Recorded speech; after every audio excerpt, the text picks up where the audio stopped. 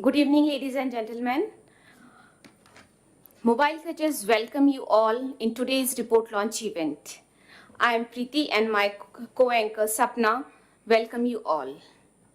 Also, I welcome the audience who joined us virtually from different locations of the India. Many of our colleagues and friends are unable to join us today in the event. They have gathered for the condolence of Professor Abhijit Sen. Before we begin for today's event, we would like to pay our tribute to Professor Sen. He was an eminent scholar and a leading expert on rural economy and a former member of Planning Commission. In his memory and honor, I request everyone here to kindly observe 1 minute silence.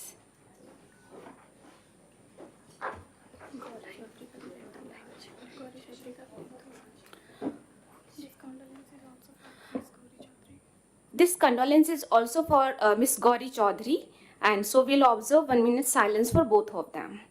Yeah.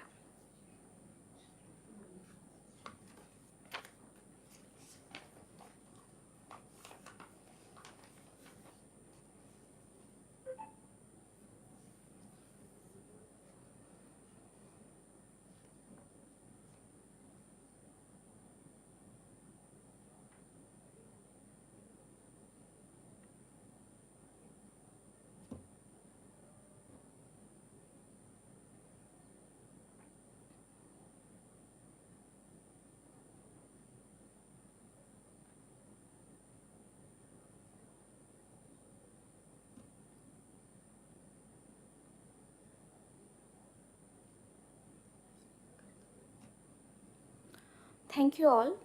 Now, please have a seat. Now we proceed for our today's session. Today we all are gathered here for the report launch of a study titled Women Need Creches, a study on women's participation in paid work and childcare arrangements in India. This study was done in 4 states of India: Odisha, Jharkhand, Karnataka, and Gujarat. This study is very significant as it examined the interlinkages between access to childcare, child and mother's well-being, and women's ability to engage in paid work. We will know more about this study during the presentation, which will be done by our research team. For mobile creches, gathering evidence to advocate for children has always been a priority.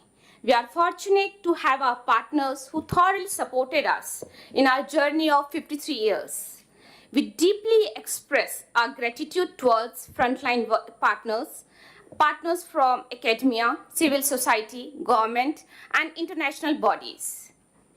Without this support, we would not be able to generate evidence for advocacy and agenda building process, a significant step towards the policy change. To all our guests present in this hall, I would like to share that this event is going live on the YouTube. For our online viewers, YouTube link will be available in the Zoom chat box by the technical expert. Yeah. Good evening, everyone. I am Sapna. This study was led by Dr. Rita Mishra and her team, Ms. Nirumapa Sarthi and Dr. Naini Rao. Dr. Deepshika from Mobile Creches has coordinated this research. Dr. Rita Mishra, founder of Patang, is a developmental professional with more than 25 years of pan-India experience in the area of youth, leadership, gender, women rights, and citizenship education. Dr. Deepshika Singh is the thematic lead M&E Research and Knowledge in Mobile Creches. Ms. Nirupama is an independent youth development practitioner with a specific interest in cross-cutting issues of identity, education, and environment. She is currently associated with Patang as an advisor and previously as Director Learning and Excellence. Now I invite the researchers to kindly share the key findings emerging from the research. Please. Thank you, Sapna. Good evening, everyone. A warm welcome to all of you, and thank you so much for joining us today. I'm here to present on the research study, and I'm joined by my dear friends, Dr. Rita and Miss Nirupama. And Nanny has also contributed a lot for this research, especially for the methodology, planning, and the statistics and everything. So thanks to the entire team of the research. So today in the presentation, I'm here to talk more about the context part of the research, the background, and then Dr. Rita will take you through the key findings, and Nirupama will discuss more about the way forward. So here I go. As you can see the title is the study. It focuses on the women participation in paid work and childcare arrangements in India.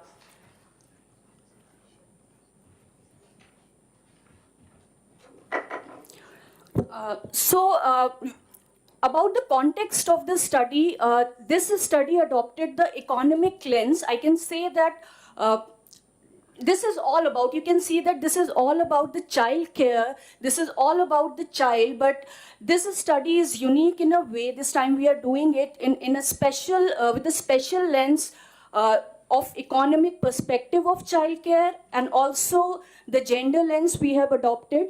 And when we talk about the economic perspective of childcare, it is related with the female labor force participation. We all know that India has recorded a very low female labor force participation when we compare it with the global average. And you all are, like most of them have adequately worked on the childcare space, in the ECD space. So we know that this is one of the major problems, the unpaid care work, the disproportionate burden women are facing in taking care of the child and the domestic work. So this is one of the core of the research where we have focused.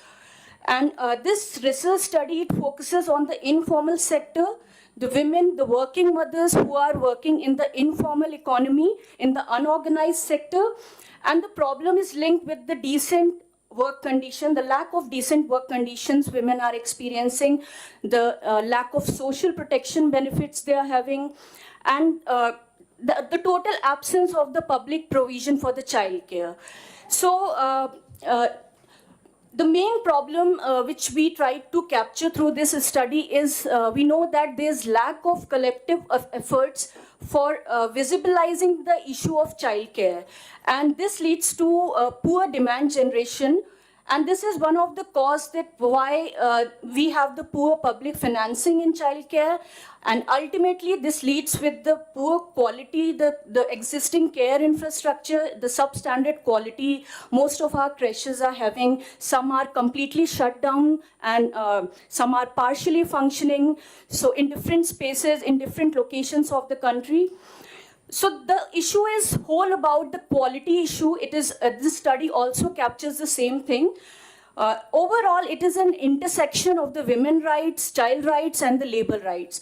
But ultimately, the main stakeholder is the child.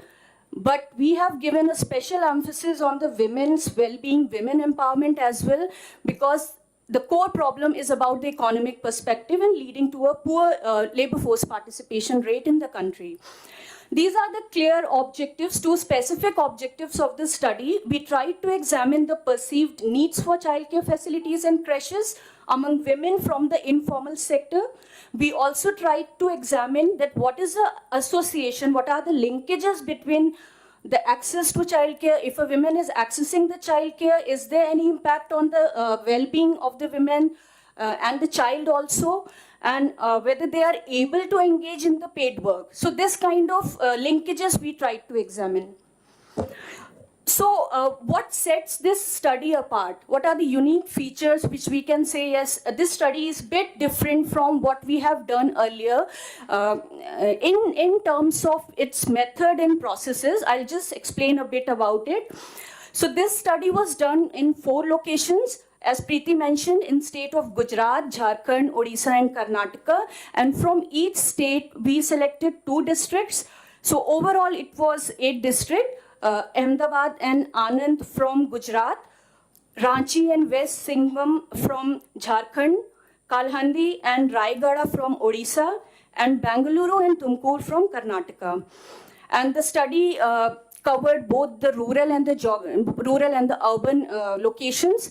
And we selected some districts which were not purely the rural or the urban, but when we were there in the districts, we tried to select some of the villages from one district, and from the other district, it was the blocks, the urban wards, the urban localities. So overall, we had 57 villages and 56 urban localities.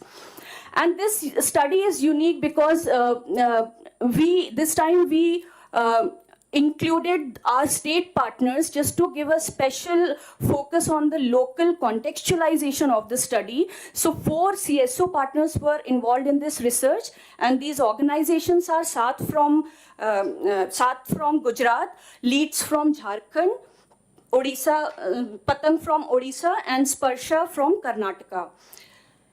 About participants, this study has 3 main categories of women. Within the informal sector, or unorganized sector, we had 3 categories of women. One category was the women who were working, who were employed, and they were accessing the creches. Other categories, women who were employed, but they were not accessing the creches. And the third category is the women who were not employed, and obviously they were not accessing the creches. We also included the men participants, and the men were the husbands of the women who were employed in accessing the creches. And we included the men only in the focus group discussions to know something about what are their perceived benefits of the creches and their women working. We tried to develop the participatory research tools just to involve the research participants, respondents more into the study. And we had 3 sets of data collection tools. It was survey questionnaire, focus group discussion, and key informant interviews. So before we constructed the tools, we developed the tools, we took into account the perspectives of the women, perspectives of the state partners to give the local flavor to our research tools. And we conducted the orientation. The first level of orientation was conducted at the national level, where the whole Mobile Creches core research team and the team from the consultants, the lead researchers, they participated. We included the state partners. And then subsequently, we had more of state level specific training. So this is the overall sample. We had 1128 women, 285 from Gujarat, 280 from Jharkhand, 283 from Odisha, and 280 from Karnataka. We had maximum weightage of the sample from not employed women, because our interest was mainly to know why they are not working, what are the reasons behind it, and how do they perceive the benefits of the creches, how important they think that creche would be in their life. And then 30% are the women who were working and not accessing the creches, 20% who were employed and accessing the creches. So this is the sample weightage we give, and we had more women from the rural areas, rural locations, other than the, more or less it is same, but because there were the existence of the creches in the rural area, it is less as compared to the urban, as per our basic piloting we did. So we tried to have had more women from the rural area who were not employed. These are the limitations of the research. We wanted to include North Indian states, especially Uttar Pradesh, in the study because the state is having a very low female labor force participation. But we couldn't do it because at that time the assembly elections were soon to take place. So we tried to drop out the state. But for the selection of our existing states, we still focused on the states which were having relatively low female labor force participation as compared to other states of the country. And for our urban and rural district, there is no strict definition followed. As I said earlier, that we selected the districts which were having more of rural or urban prominence. And within those districts, we selected, in one district, we selected the villages, and from other, we focused on the urban localities. This is one of the important things that while we were doing the survey, we faced that we had the difficulty in finding the functional creches, both in the urban location and in the rural location.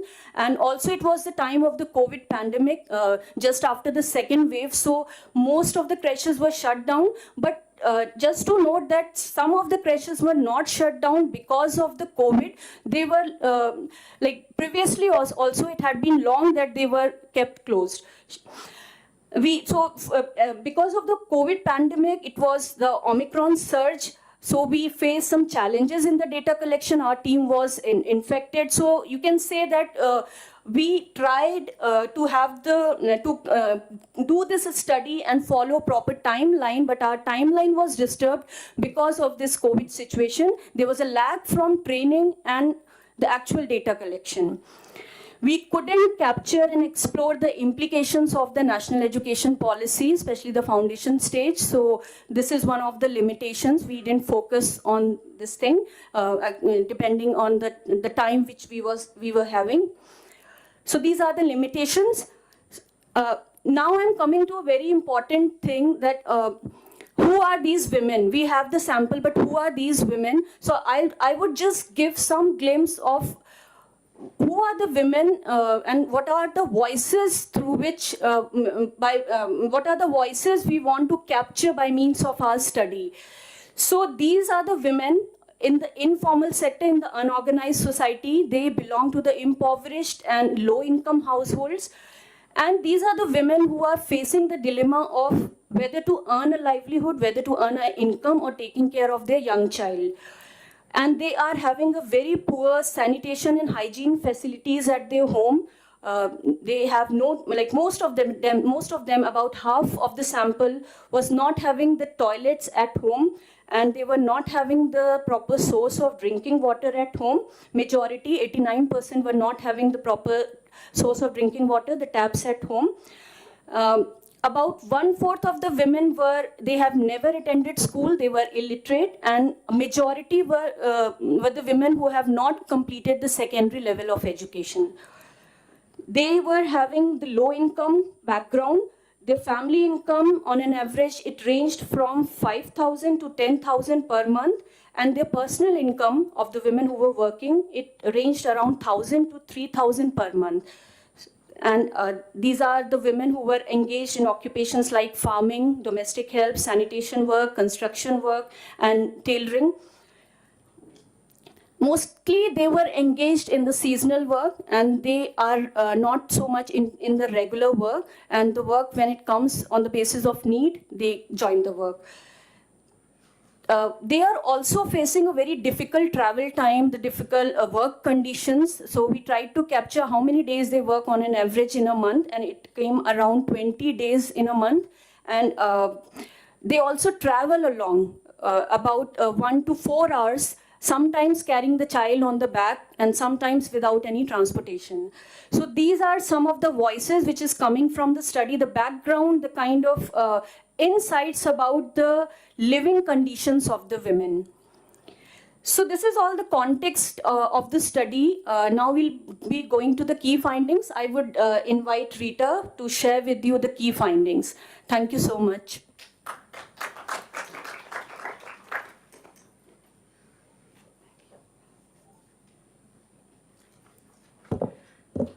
Hello, good evening everyone. Yeah, before I go to key findings, just want to thank Deepshikha for laying a very good context for me to come. But before that, I would like to acknowledge the contribution of our research advisory committee members, Dr. Pradeep Kumar Chaudhary there from JNU. Please give a round of applause. Dr. Deepa Sinha, it's a very well-known face, and Itisri Sahu from ILO, I think she's not here. So these are the three people who really guided us at various points and were available, because you know we started the work, exact work, around January, and we submitted the report on 30th June of this year. So it was a lot of hard work on everybody's part. So I want to acknowledge. And again, before moving forward, I want to share a few things. One is, you know, it's a huge responsibility to become the voice of somebody else, you know. These are the women I can only claim I identify with. Let me be, my position, you know, social economic position definitely is a great disadvantage to really understand these women. And these stories can never be captured through the survey data. And with that limitation and humility, we must read this report. So the kind of people, kind of women we met on the ground and their desperation, the photographs you will be seeing, and you have seen the previous photographs was taken by us when we were in Jharkhand in Khunti. And that was a site, you know, within 2 hours in the village, we were in the Anganwadi center, and within 2 hours, we met so many women having similar stories. So for us, it is a very unique photograph, but that's the reality of India. So I think with that understanding, we must read this report. You know, it's just a very humble process. And second thing, I want to share, the first key finding for me personally, in this room, we all think female labor force participation is declined. Everybody else out there is thinking, अच्छा है, बहुत सारी ज़्यादा महिलाएं काम कर रही. I am telling you, all the people I met during the training, that was the first quiz it did. Then we had a PPT. पूरा trend दिखा रहे थे from different countries, our country, you know, and last, after the neoliberal economy came into existence in our country and what was happening. So across the board, everybody thinks female labor force participation is on the rise. That's the perception. Because maybe they're seeing more women having more aspirations. They are all over, according to them. So that's a big insight for me. Now, moving to the key findings, I'll not start with a very pleasant finding, but it can be seen as a great opportunity. In this finding, you know, before I get into this, why we think that 59% women in paid work are adopting unsafe and compromised childcare arrangements, before diving, you know, in detail into it, it's again very important to locate these women. Who are these women? These women, you know, on the right side आप जो देख रहे हैं ना, वो pie chart, they are living in small families. Small family means 2 adult members. 2 adult means husband wife हो सकते हैं. And then medium means 4 adult members. Maybe husband wife and, you know, maybe देवर या ससुर जी या सास ननंद कुछ भी हो सकते हैं. So, and then the large is 17%. So what we are looking at is that these are the women living in very small with families. And then she has already spoken a detail about the income of family. 64% women we interviewed are having less than 10,000 rupees as a monthly income. And then now coming to this rectangular table that we have, you can see high proportion of respondents had children with highly dependent, you know, children, 0 to 3 years. And moderately dependent is 4 to 6 years. You can see where, you know, मुझे शायद यहाँ पे दिखा नहीं पा रही हूँ. हाँ, you can see it's all clustered here. So in this context, we have to really now understand why we are claiming, you know, 59% women in paid work are adopting unsafe or dangerous childcare arrangements. We talked about 3 kinds of women. Our weightage was more toward the women who are not working and trying to talk to them. But the women who are working and using creche, they are mostly using NGO-run creches, around 61%. And around 21% are using government-run creches. And the rest is, you know, community creches, koi private hai, and some employer, which employer is running a creche. So it's a very small contribution is there. But when we come to the next slide, what we are seeing, 41% women who are not using creche, we are calling them ENSE. So थोड़ी सी गड़बड़ हो जाएगी आपको ना ये category याद रखने के लिए. Employed but not accessing creche, है ना? Employed हैं but access नहीं कर रहे हैं creche में. There also we looked at 2 categories. One is where the creche is existing, still they are not using.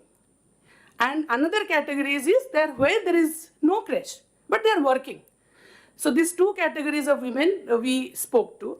But what we really found out is that 1/5, almost like 20%, take their children along to worksite. And what kind of worksites they must be taking to. You all are expert in this field, so I don't have to educate you on this. And the ENSC women having access to creche who are not using, generally they are satisfied with this facility arrangement. And when we found out why you were satisfied, then these are like mostly three kinds of responses came during the FGD. One is the lack of trust in the creche because of the quality or whatever reason. हमें गोड़ियाघर मतलब जो हम गुजराती में बोलते हैं crash को, उस पर भरोसा नहीं है. हमारा बच्चा दूसरे बच्चों के साथ जाके बिगड़ जाएगा. And there is a caste issue. It also emerged in this. Who is the caregiver is very, very important for somebody to access the creche. And nobody can take care of the child like a family does. It's the institutionalization of the gender norms that we all are aware of. And the elders in the family, may not agree. So we have to take approval, permission from the elders in the family to allow our kids to go there. And elders of the family do not like to be left alone in the house. And these are some of the reasons they gave. But women who did not have any access to creche, what they said, they definitely, as you will be seeing in our subsequent slides, there is a huge demand for creches. That's why the report is saying, women need creches. So they are saying children are neglected in the current arrangement and they are always worried about them. Them means the children. And one woman from Karnataka, she said, I'm ready to send my child to a childcare facility. Will you convince my husband? So these are the reasons why women are not being able to use the creche facility. But where they are, then how they are managing their childcare. It's sad, but the reality is 5% children are left alone at home. They are locked up. And और if घर में lock भी नहीं होता है, आपको भी पता है, झुग्गी झोपड़ी में हम स्लम्स में लोग रहते हैं. So 5% children are locked up or they are left alone. And I can't see this 14%. Yeah, I can, I'll move this,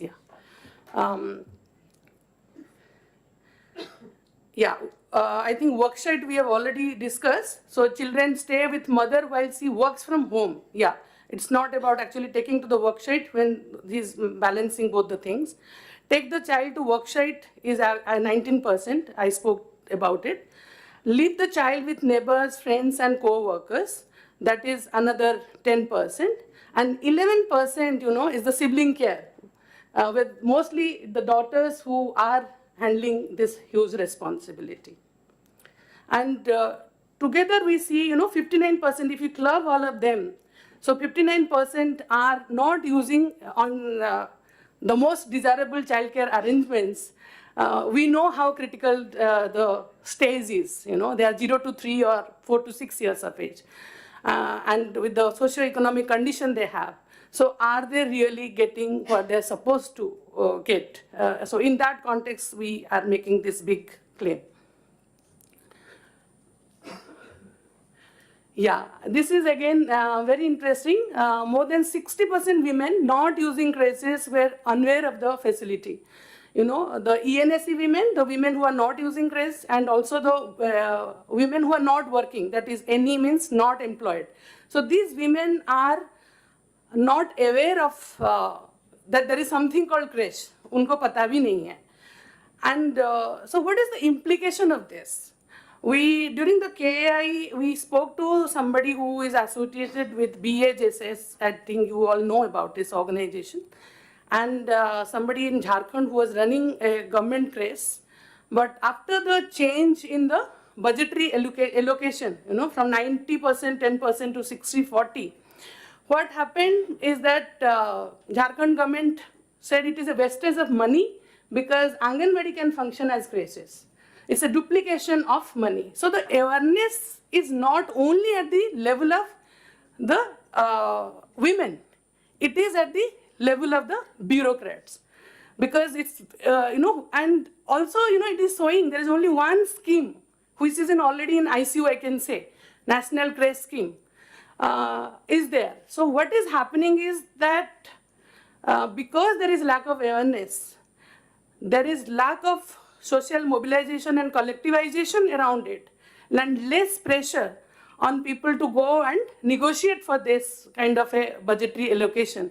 And this all is affecting both the demand and the supply side issue. And that is reflecting in the next slide, where this low demand is leading to weak negotiation space for civil society. I asked this gentleman, he wanted to be anonymous, so I can't take his name. So he said, I said, 5,500 creche बंद हो गया है, आप लोगों ने आंदोलन क्यों नहीं करा, आपने प्रोटेस्ट क्यों नहीं करा? So he said, we do not have a forum. There is no creche forum. कहाँ पे जाके हम बोलेंगे या बात करेंगे? We have never collectivized. So there is very little space for negotiation. And then there is a lot of shift between this ministry, that ministry. And you can see where we are. We started with 19,809 creches, and the latest press release that we picked up from a website, Government of India website, we found out in 2019-2020 we have only 6,458 creches alive, and उनकी condition तो ना ही बोलूँ तो ही अच्छा है. So it's a huge issue. Is that awareness at various levels has taken this huge scheme into peril, and this scheme really needs rejuvenation. Another key finding is that there are, of course, various barriers to why women are not working, and we, as many women here, and of course the sensitive gentlemen here, we all know why, what is stopping women from paid work. So the three main barriers which informal sector women, they came to us and they said is that is the care of the child, is the most important thing, and that is acting as a barrier for them. It's like 40%. And followed by household work, the unpaid care work we all are talking about that is not being shared in our families. It is, and caring again of elderly, caring, doing the domestic chores, caring the child is all women's responsibility. So if you combine both, around 56% of the work is around care work. And these are the main barriers, followed by work not available. There is a bigger understanding, जैसे मैंने बोला, एक myth ये भी था कि बहुत लोग सोचते हैं कि women are in labor force. वो एक myth मेरी अपनी learning हुई. And second myth यही है कि काम नहीं है तो काम कैसे करेंगे? ये भी एक बहुत बड़ा myth यहाँ पे burst हुआ है. It's work not available is definitely an issue, but more than that, the bigger issue is the unpaid care work. That has to be shared and redistributed. And why we are again making this big, claim here is that during this process of data collection survey, we found out 49%, almost 50% of the women who are currently not working have left job after they gave birth to a child. On the other hand, 35% of women, when they had access to creche, they rejoined. So it clearly establishes that, childcare is a big barrier. There is no second argument about it. And it has been, we have triangulated data. So you are not seeing only one data. And if I show you the, already you have seen, just give me a second, I have to do these things thoda aage piche. Yeah, so you see the graph on the right, it's clearly saying that young children to look after, that is preventing them from joining work. And in this slide, you can see two kinds of questions were asked. One is your lived experience, personal experience. Another question was asked, what is your general perception? In the perception question, you can see any women who agree that childcare is a main reason for not able to work is 89%. 90% of the women, almost 90% of the women who are not working currently,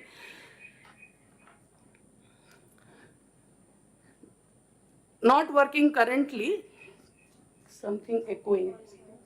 Can you please go out? 90% women who are not working currently, they are attributing, childcare as the main reason.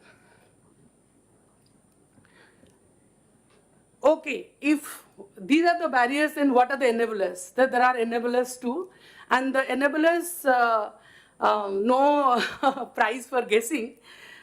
Creches is definitely seen as an enabler, and I've already spoken about the 35% women who joined, and 97% women, perceive if there is a good quality creche is available, we would love to join them. We'd love to access them. And followed by very similar what I presented as barrier, availability of work opportunities near home and family support. So gender is also playing a bigger role, in this entire decision making and accessing childcare facilities. Now, what are some of the experiences, Deepshika talked about, we tried to get men's perspective. So we spoke to around 40 men during this process. In all the states, around 10, one in FGT, specially designed for men, we did it. And there is a lot of, there are a lot of changes, behavioral attitudinal changes happening in men which cannot be measured. So there is a better family bonding, there is a better relationship with the wife and children. So earlier we used to hit our children when they engage in mischief, but now such situations don't arise. There are fewer quarrels with wife as well. So men are seeing some value here, and men and women both are now sharing financial responsibilities. And many men, especially in Odisha, they said that during the COVID, the income actually came from the women. They have said it very clearly. Together they were working towards improving their family's standard of living. So there is the concept of not only sharing financial responsibilities, but also saving has happened in this family in spite of very small income. Earlier, older children were engaged in paid work due to low family income. ये झारखंड से ये बात आई है, जहाँ पे they said because of poverty and all, we both were going to work, and sibling was taking care of the child. Now he or she can go to school. And some other women also said because they are going to creche, they are picking up some academic concepts, and that is helping them in transitioning to the school. But what is overwhelming is that 96% respondents stated that child's health has improved after joining the creches. So in terms of health indicator, and I think we went to PHRN work, in Odisha, the nutrition wala thing, mobile creches, we all know the kind of work they do. So it's really interesting to see across the board, all the states, there is an overwhelming feeling is that attendance of the children is getting better and better. They are falling sick less. There are less irritation, because of health issues. So the health is really being catered by the creche. That we want to highlight. That's why हमने बहुत इसको color में code कर दिया है.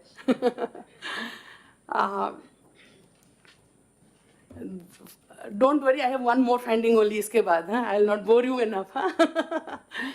So the creche has contributed to enhancing income and opportunities. When we did the secondary research or Seva ka pura report हमने पढ़ा, we were very excited to read that creche has doubled the income and really done wonderful for women in terms of their economic capabilities. And we really focus on this question. Again, we did a lot of triangulation.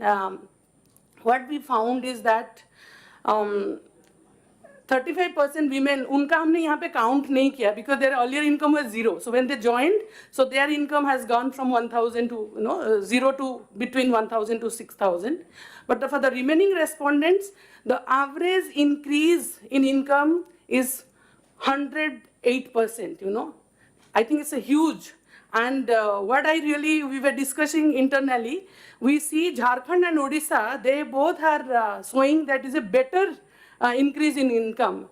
Maybe, Gujarat and Karnataka, because of the COVID and because of the shutdown of, and you saw the kind of challenges we all face, shutting down of factories and everything.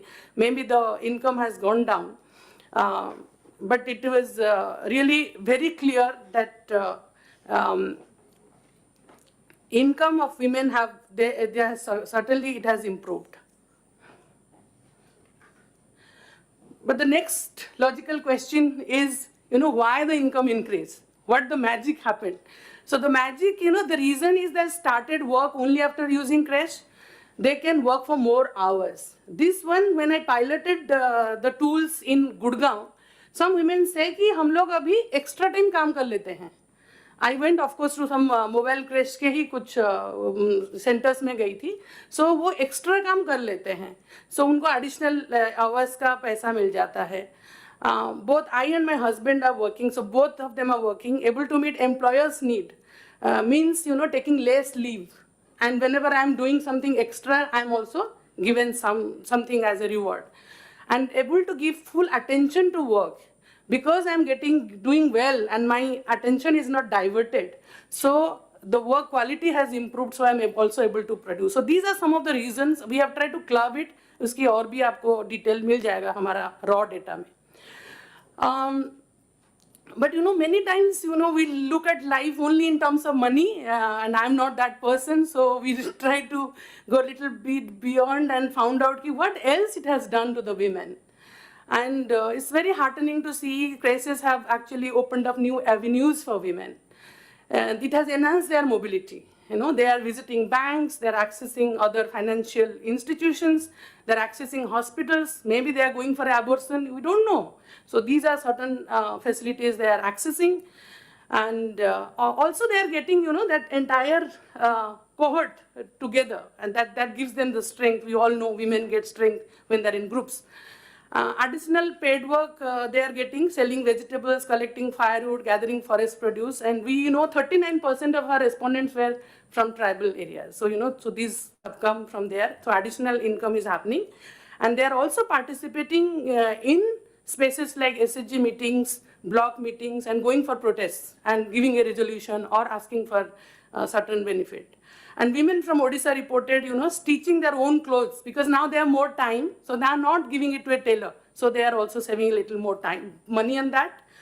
They are traveling further to take more jobs and run small. Somebody said, I've started running a small shop for a couple of hours in the evening in my own house. कोई छोटा मोटा ration shop. So all these, I think, ये lens हमको of course Dr. Deepa ने दिया था कि ये पूछना तुम, तो हमने पूछा, and I think it is paying up. The last finding, there are of course many, because you can see the report is a 90-page report, but this is, we thought we picked up these 6 findings and this is the last one. Which is very important for mobile creches and all the people who are working here, is that women want free childcare services. And why we are saying so? It's not that they can't pay, they don't want to pay. But we have already told you who these women are. Around 22% women's family income is less than 5,000. इस country में अगर आप 25,000 भी earn कर रहे हो तो middle class क्या upper middle class में हो जाते हो. So from that lens, we have to look this statistic. So what we found is that 64% of the women is they are getting this kind of a monthly income. And 67% ESC women have opted for creche due to free service. So why women actually like creche is one, maximum they said is safety of children, 80 plus. And across, it's not average, it's everywhere. In Jharkhand, it's Odisha, Gujarat, in Karnataka. And another reason they are using the creche because they think the services are free. Maybe they are paying a token amount, which we have written, less than 50 rupees. 47 respondents out of 225, they are paying, but it's a very small amount. And 28.6% women are ready to pay for a childcare facility, but the amount they can pay ranges from rupees 30 to 2,000. And the table में हमने उसका एक state का breakup दिया है, but I don't think I need to go further in this. So these are some of the critical key findings, but I think I need to stop here and I need to thank all of you for the opportunity and especially to Mobile Creches team for this opportunity. Now I'll welcome Nirupama to take the presentation forward and tell us what next. Yeah, so one more slide was there. I think I've already spoken about it. There are like 89% women who would like to join paid work if good quality creche is available. I've already spoken about it, yeah. Thank you.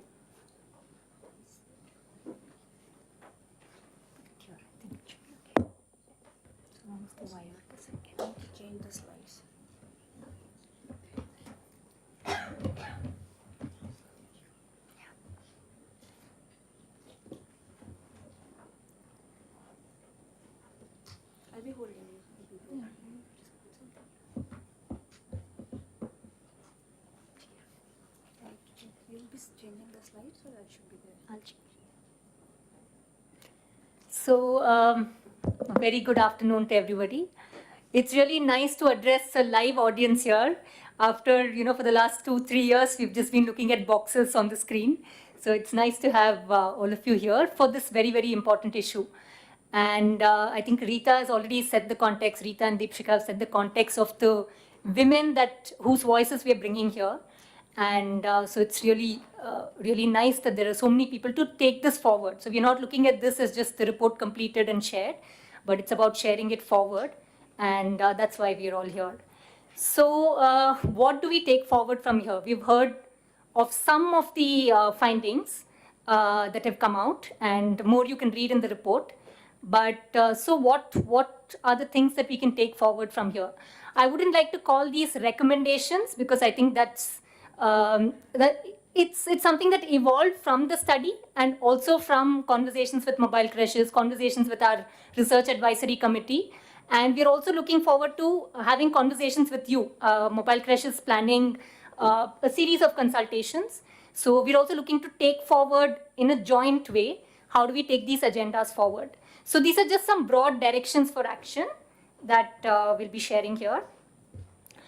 First of all, the most important thing that's come out very, very clearly, and I think we've also repeated it several times in different ways through the findings, is just the need for recognizing the magnitude of the care economy, which is often going totally unrecognized, and acknowledging that the disproportionate burden is on women and care acting as a barrier to women accessing paid work. So we can talk about or creating opportunities for women. We can talk about encouraging women. I think even in the last few days, I think just the last week, we've heard our Prime Minister also talking about improving the female labor force participation. But all those efforts would not really bear fruit unless we are addressing this critical issue of care. And we've seen childcare specifically as a major component of care. Of course, there are other things as well. You can also read in the report. There's care of the elderly and other community care work as well. But childcare has clearly emerged as a very, very major issue that needs to be addressed. So whether in the form of time use surveys, whether in the form of specific provisioning for recognizing and redistributing care, this is an important area that needs to be addressed. And I know a lot of us are already working on it. But that's something that's got reinforced from the study. The other thing that we're looking at, and this is again a very, very critical issue which often gets overlooked, is looking at decent work for the informal sector as well. The ILO recommendations, the ILO guidelines are definitely talking about very specifically including unorganized sector. And specifically also looking at, it's not just looking at wages and working hours, but also looking at combining work, family, and personal life and social protection. So to look at that decent work to cover, in reality, cover unorganized sector women workers, but also looking at the workers, the care workers who are involved in this care economy. So whether it's the ashas, the Anganwadi workers, the creche workers, looking at them also as workers. So if you're talking about improving female labor force participation, we also need to look at these workers as women workers who don't have the status of workers. So how do we also bring them into the fold and so when we are actually advocating, to also advocate for their rights. So looking at it in two ways, and that will have a twin effect of, one is it's directly going to benefit the women care workers, but also enabling other women to avail of care facilities so that they can enter the workforce. The third issue, which has again come up very, very strongly, is the involvement of men and looking at redistribution of care responsibilities, especially looking at childcare, which is also looking at it from a men's perspective. So men have come forward, and at least in our study, it has come very clearly that men are seeing creches as a way to improve family relationships, as a way to improve the family income.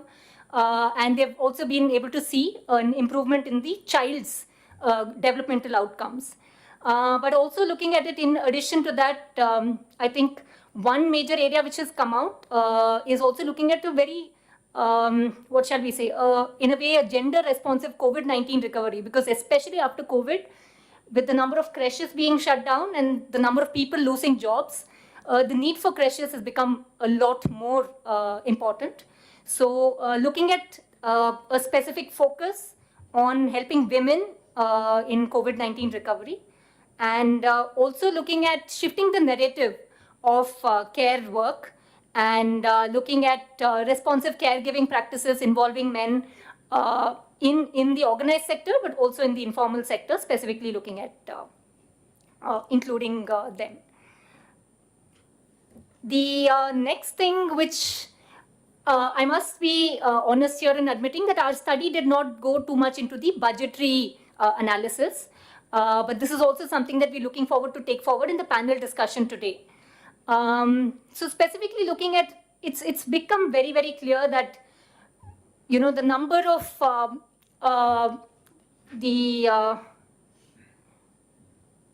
the schemes, whether it's the National Creche scheme or it's the Anganwadi, the ICDS scheme, has really helped very much in filling a huge need, filling a big gap for women who need to work, and for women who don't really have the option of hiring care work, hiring out care work. So looking specifically at how do we then include them, and by universalizing the provisions for childcare support. So we've also seen that women are willing to pay, but the capacity to pay is really low. So it's very important to have increased budgets to provide universal public provisioning of childcare. The other important aspect that's come up is on awareness of childcare facilities. We've seen that more than 60% of people who were surveyed had not even heard of creches. So there's no question of them, you know, demanding for creches. So if you're looking at really making this an agenda which we need to push, we'll need more women to come forward to demand creches. So greater awareness building needs to happen, whether it's from the government end in terms of publicizing these schemes which are already, on paper, as well as localized campaigns by civil society organizations to organize women and get them to demand for creches. And we're also looking at, it needs to be more multi-pronged. So when we talk about civil society, not just the people who are directly involved in childcare, but also looking at women's rights group, looking at child labor groups as well. Rita had just mentioned that figure, that many children were being sent to work in order to supplement family income.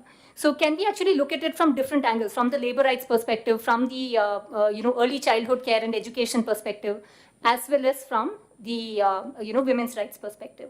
So how can we all come together to push for this? And taking that same point forward is looking at it as an ecosystem approach. It takes a community to raise a child. It cannot be the responsibility and the burden of the woman alone, involving families, the state to take its responsibility. But the state alone, at least the way it is currently, it might be a while before the state is able to universalize it and make provisions everywhere. Can we look at employers setting up creches at workplaces? Because that's something that we're seeing. Even if there are creche facilities in the community, sometimes there is requirement for a creche facility at the work site. So can we have more people coming in? Can we have young entrepreneurs actually looking at various kinds of business models, looking at different kinds of funding models, community creches being run? Some of these suggestions also came from the women themselves, about having community creches which are run by a group of women who are collaborating together. So some of these are, again, we would look forward to your suggestions as we go into the panel discussion. But just to share that these are some of the directions that have come forward, and we look forward to taking it forward with all of you. So thank you so much for the opportunity and for your patience. Yeah.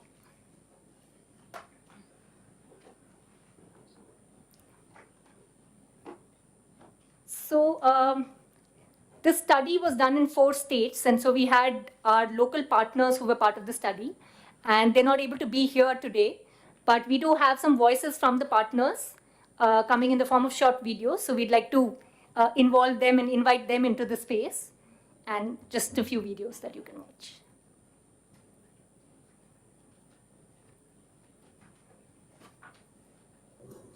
नमस्ते, मैं सूर्य और उड़ीसा से। मैं अभी जो हमारा creche का जो स्टडी का जो अनुभव रहा है उसके बारे में बोलना चाहता हूँ।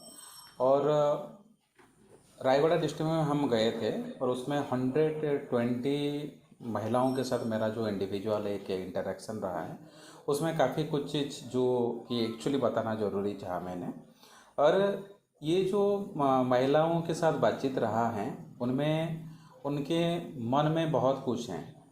एक कि जो काम करने जा रहे हैं उनमें कि उनको जो क्रेज का फैसिलिटी मिला तो उसके लिए वो काम करने जा रहे हैं, उनका एक बहुत अच्छा शेयरिंग रहा।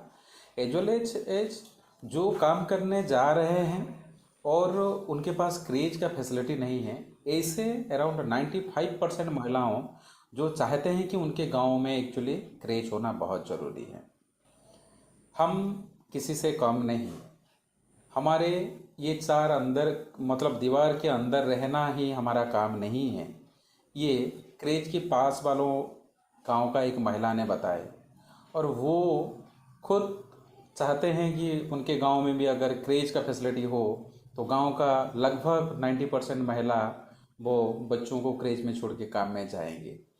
तो हम जो गए थे एकदम टिपिकल जो rural village Raigarh and Kalahandi में, वहाँ देखने को लिए मिला कि जहाँ पे क्रेच हैं तो वहाँ पे एक्चुअली मोस्ट ऑफ द महिलाएं क्रेच में छोड़ के काम पे जा रहे हैं, लेकिन जहाँ नहीं है वहाँ पे डिमांड हो रहा है कि क्रेच होना बहुत ज़रूरी है।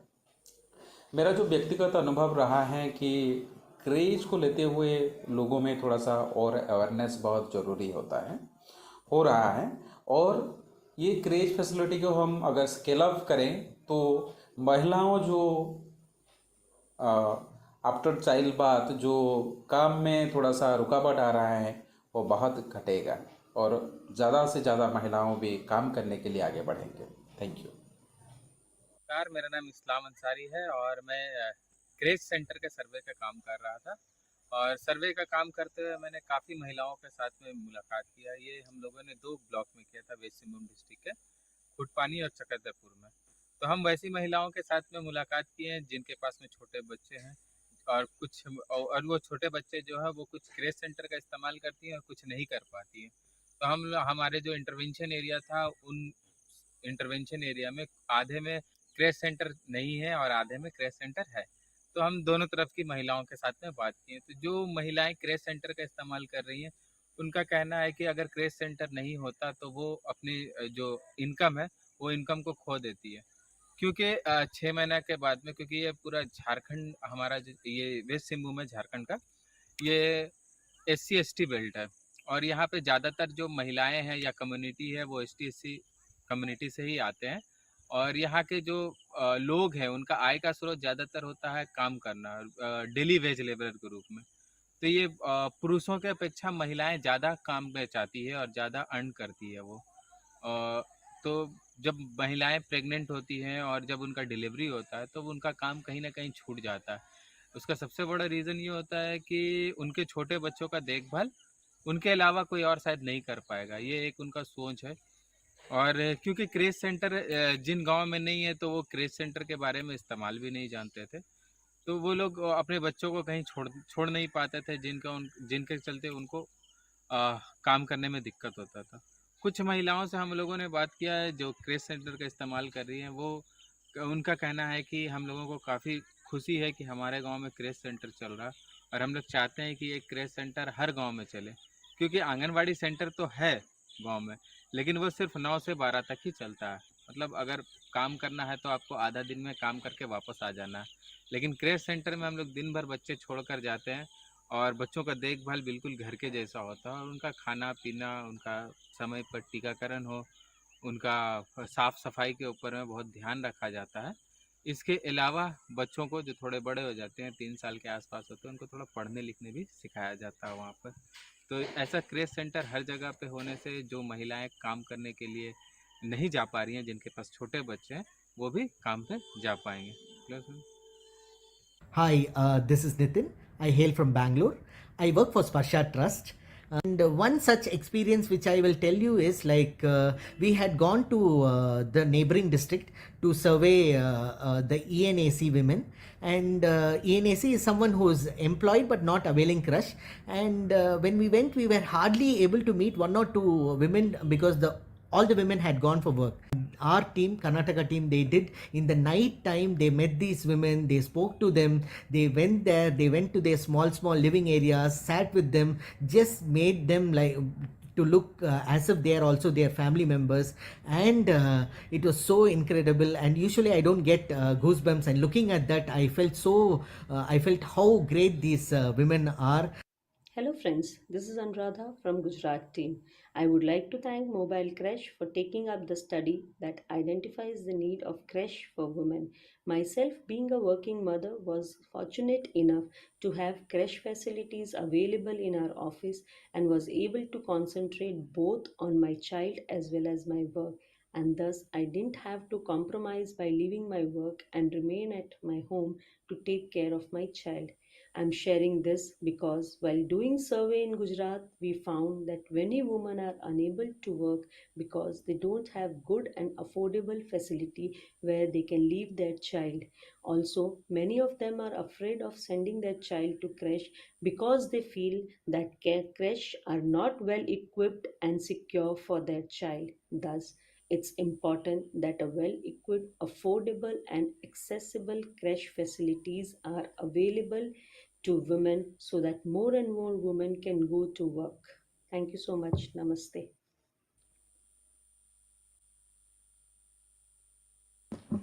Really overwhelming responses from the field. Thank you, Rita, Deepshika, and Nirupama for sharing the key highlights and insight from the study.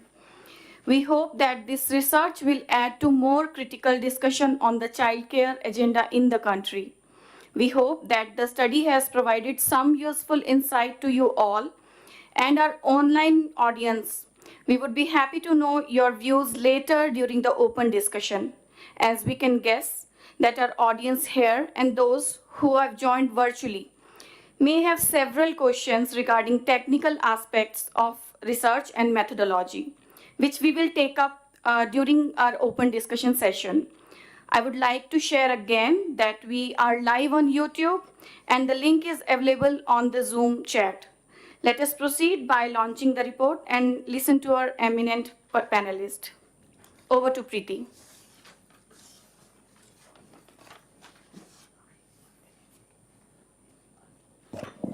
Thank you, Sapna.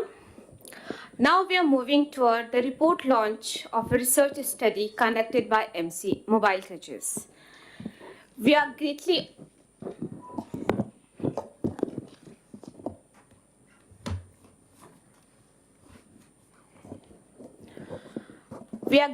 honored to have distinguished speaker in our panel of this evening. A very warm welcome to all of you. The speakers are Dr. Vanna Prasad, Ms. Aya Matsura, Dr. Monica Banerjee, Dr. Pradeep Kumar Chaudhary, and Dr. Rita Mishra. This session will be moderated by Ms. Sumitra Mishra. Now I'm requesting Dr. Vanna Prasad to please come on the dais for the panel discussion.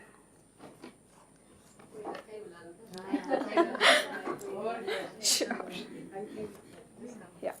Dr. Prasad, a community pediatrician and a public health professional engaged in social sector for nearly 3 decades. She is the founder secretary and technical advisor for Public Health Resource Network. Now I request Ms. Aya Matsura to take her seat on the dais. She is a gender specialist with ILO based in New Delhi.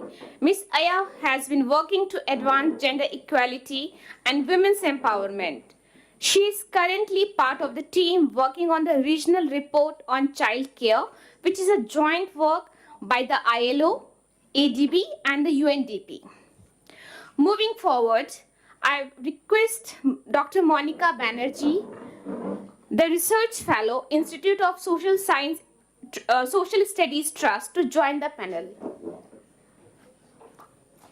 Dr. Monica has over 12 years of experience in both qualitative and quantitative research, along with designing curriculums and developing innovative knowledge building processes. Now I request Dr. Pradeep Kumar Chaudhary to come on the stage.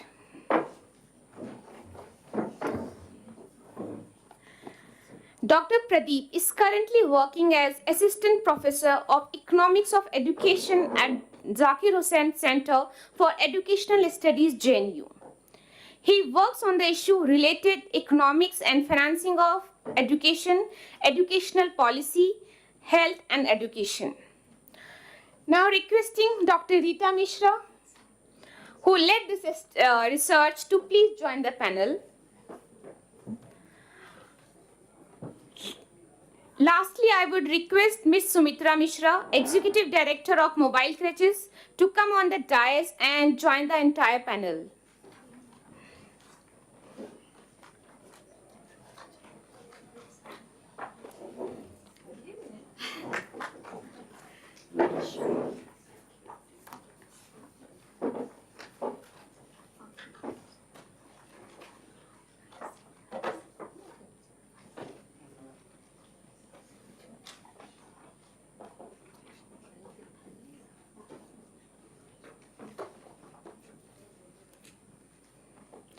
Now, I would also request Ms. Sumitra to kindly address the audience on behalf of Mobile Creches team.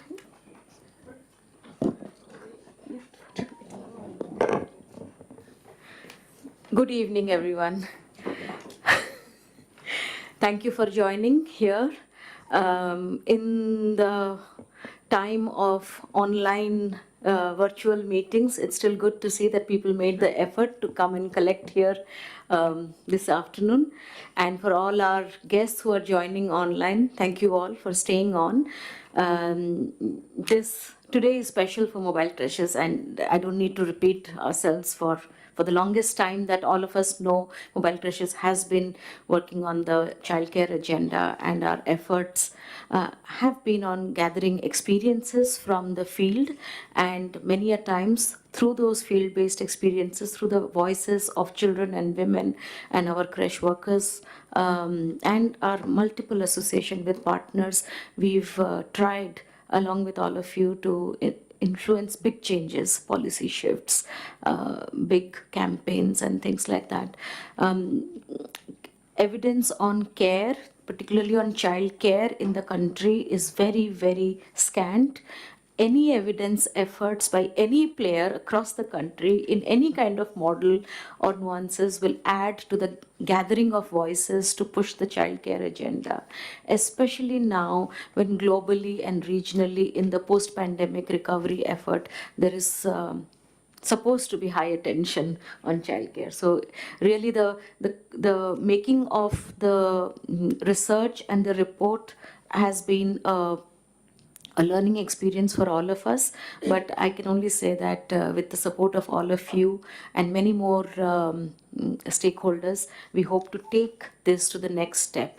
Because as Rita and everybody have repeated since this evening, that report बन गया, data मिल गया, अब हम इस data और उस report का क्या करेंगे, that is more urgent, because ultimately it has to go back to those women who shared those hours sharing their lives and their expectations from us, and therefore for Mobile Creches that would always remain a bigger responsibility of how do we go back and remain answerable and accountable to those women and children. And thankfully we've never felt alone in this journey, because we've always been very blessed to have many distinguished partners from the front line right up to decision makers level. So thank you all.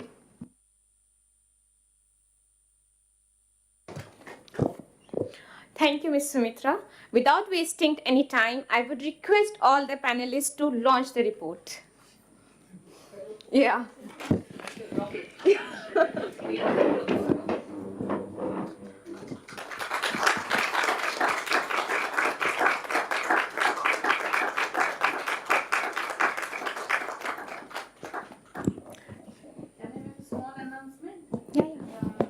This lady, she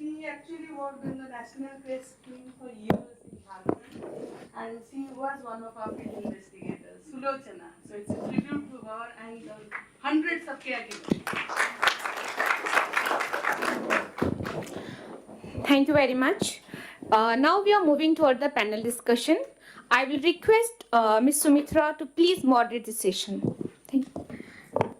Thank you. I thought that was my brief that I have to moderate. This whole addressing the audience became a surprise, but thank you anyway. Just to welcome our online audiences again and to share with everyone that the printed copies of this report is a draft report.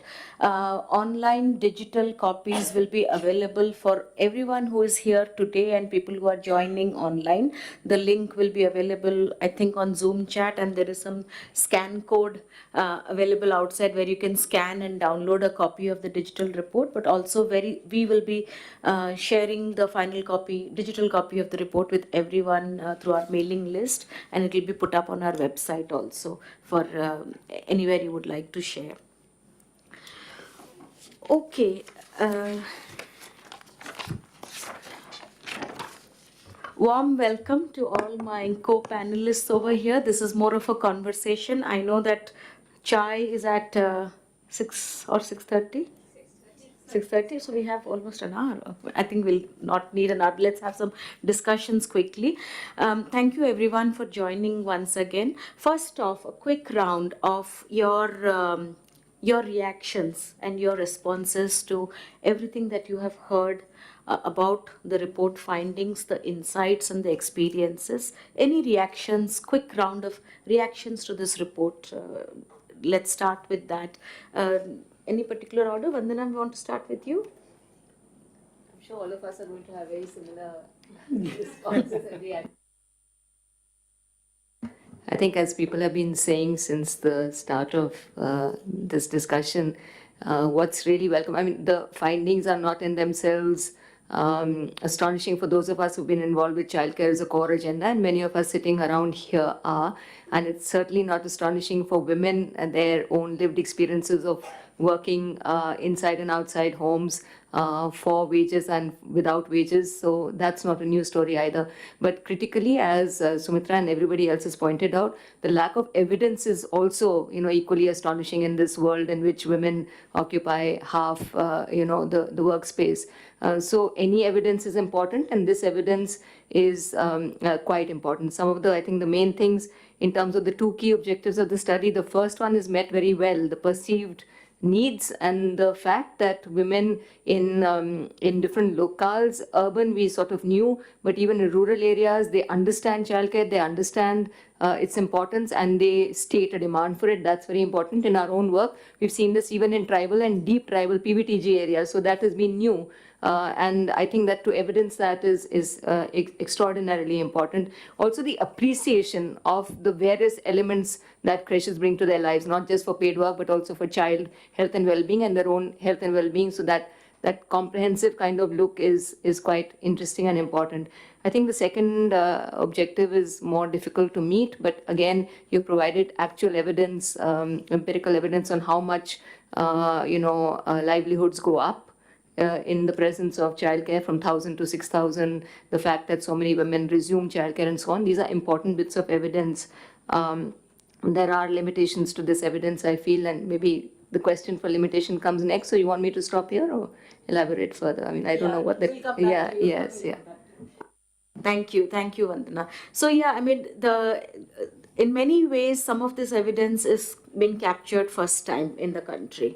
But of course, we know that this cannot be the answer to all kinds of questions that we have around childcare, and especially comprehensive childcare policy making. So there is definitely going to be a continuation to this.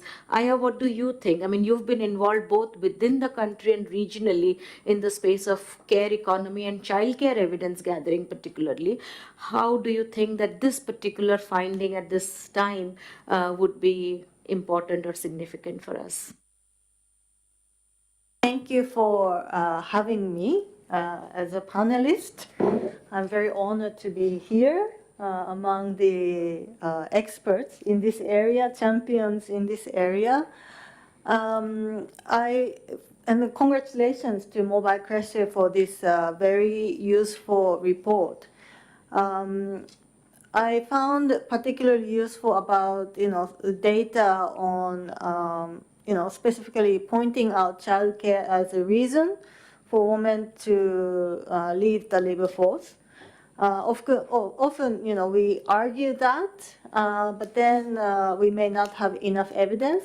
So really reaching to these respondents and capturing information and presenting this as data is very useful. And I'm sure this could be picked up by many researchers to add to the argument. And also argument about how creche can help increase income for women is good.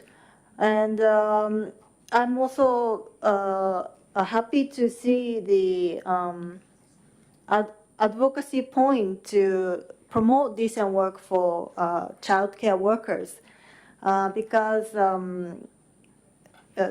traditionally when we talk about child care, early childhood care, etc., we often focus on nutrition for children and we have less attention to workers.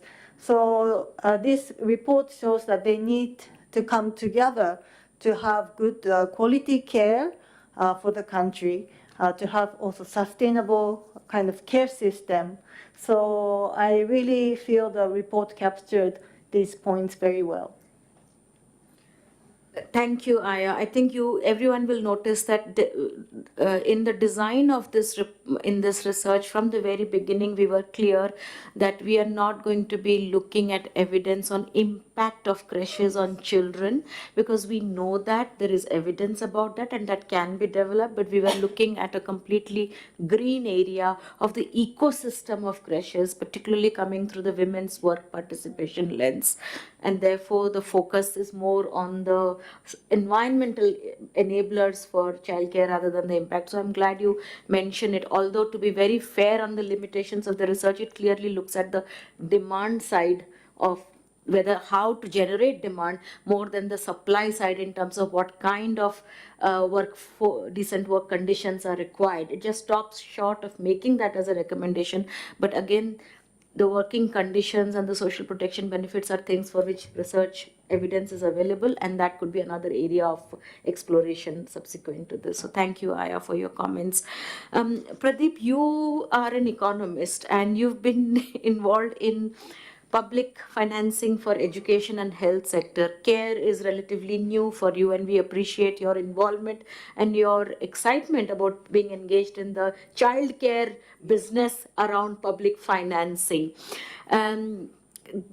This research stops short of making any kind of financing exploration or recommendations. Still, your first impressions about what is it that will stand out for an economic argument, for a financing argument from the findings? No, thank you all for the team for bringing me here. I am honored to be in the panel. So this is a new area to me for exploring, but we always in the developmental literature, we connect these things. So connection is there anyway. So no, before saying anything, I congratulate the team for bringing this and actually engaging a women team to work on the women issues. So that is very important to see here. And also intervening in a grey literature, which is not there. In Indian context, we don't find many studies in this area. Even in the Asian context also, as we are saying, in the global literature, we might have something, but very less. So this is an area that we are supposed to, and you have intervened. So that is a great thing you have done. Now, the point that I want to make in this case, the evidence that you are producing is very new, and that would really contribute to the larger understanding of how actually care work, child care, will benefit immensely to the women and their participation in the labor market. So that point is very clear. Having said this, I want to highlight 2 points in this, which is very interesting for me from the findings. One is, it's not about only that you are giving care to the children and there are child care facilities and the women are getting into the labor market. That is also benefiting several spillover effects, which we call in the economics as externalities.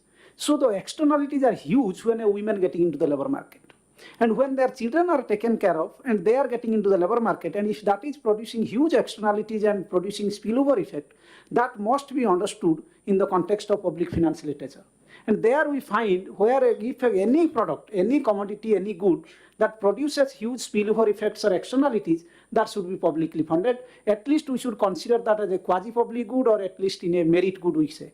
If not public good, but I urge for public good to consider that as a public good, and there we see how important it is for them. The second point, briefly, I want to mention, if you come back to me, I will explain more, is it's always we say that creche facilities and all, they're urban centric. So that is a kind of understanding notions we have. But what you have given here, evidence created that in the rural areas also there is a demand, and that should be the case, and that there should be a creche facilities and childcare facilities even in the rural belt, and that will enhance several women who actually needs to work in the rural belt. And we have several rural schemes like Mahatma Gandhi National Rural Employment Guarantee Scheme and several other schemes which actually enhances their participation in the labor market. So that message should be very clear, and it's clear now in the report that, okay, in the rural setup, we also need creche facilities that will help them in that. So two important points that I want to say at the moment, and I will be back to the financing part if time permits. Yeah, thank you. Thank you, Pradeep. Rita, if you allow me, I'll come back to you at the very end. Monica, you've been in research, but also particularly in the last few years now deeply engaged in the childcare empirical evidence gathering space, looking at many models, including the ISST compendium on childcare that we are all eagerly waiting for. Your first impressions, key takeaways of what a report of this kind can bring value to the wider discussions? So, apart from here, we've had a lot of discussions, and one of the key things that we have actually always tried to argue is that the demand for childcare should not be only about that women will come into paid work. The fact remains, and this report is very clearly showing, that women who have to work will work. Despite whether they have childcare or not. So, and there are, using a lot of strategies which are extremely dangerous for the child and as well as for them. So they are using harmful strategies which are very, very, dangerous for everybody. And that needs to be looked at. A lot of times what happens is that because we constantly equate childcare with, women coming into paid work, the women who are already in the paid work and have a great necessity for a childcare support are not talked about. So I really like the way you have, divided your sample as ESC, ANSC. It's important because you are giving specific, attention to women who are already employed but are not accessing. And that is a very important group because these are the most marginalized women, the most marginalized, because the survival is very important for them. There are women who have access to childcare, to domestic workers, to ayahs, and they're still not working, and they will not work even if you have childcare support.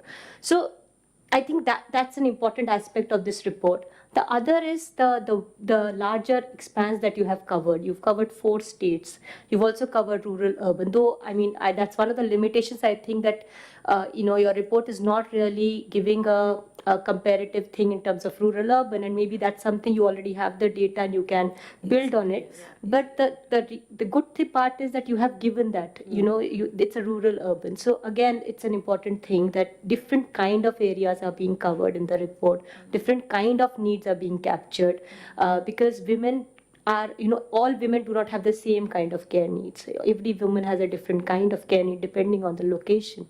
And I'm sure that's there in your data and you can build on it more as you go ahead. So I'll stop here, but I really like the way you've done the sample division. Thank you, Monica. So the idea is to keep building on this as building blocks, to keep building on the evidence.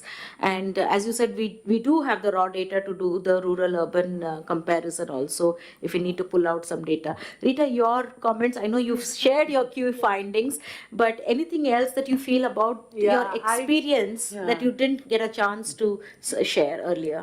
It's like not a report release, it's like delivering a baby today. For last 10 months, you're eating, sleeping, doing everything with this piece of work. So there is a lot to share, but I think what are the key takeaways for us as a team, if I can say, is that the title of the report itself. Women need creches. It's loud and clear, and it is the biggest takeaway for us. How, when, who, all these are, secondary. But this has really been established here. So when we really did the title of this report, I didn't take much time to decide. Otherwise it's a struggle. क्या report का नाम देंगे, short होना चाहिए, catchy होनी चाहिए. It happened. Second, the biggest takeaway for me, I have been in this sector for last 25 years and have worked extensively, both in rural and urban areas. As a practitioner, wearing a practitioner lens, if I can see, when we approach organizations, we saw that they all are engaging with this concept of creche, but from a different lens. For example, what mobile creche does, then when we went to PHRN, it's a different mandate. We went to Exute, it's a different mandate, and Seva. So seeing this as an opportunity, there is a space for multi-sectoral engagement here. And I have been working all my life with young people. And I really feel when we are working with young people, where we are ending, are we really talking about that young women who are, about to be parent or who are already, in that life stage. So there is a lot of possibility there, I feel, to engage, and because it cannot be scaled up by one person, one agency, and more importantly, there will never be enough money, and this country is too big to think about one size fits all. Yeah, I'll rest my case here at this point. Thank you. Thank you, Rita. Of course, the nuances of a creche model and the multiple ways in which quality services can be developed, there cannot be one size fits all, and therefore the variation is important, and equally important is a local contextualization that's relevant for the community. So thank you for bringing that up.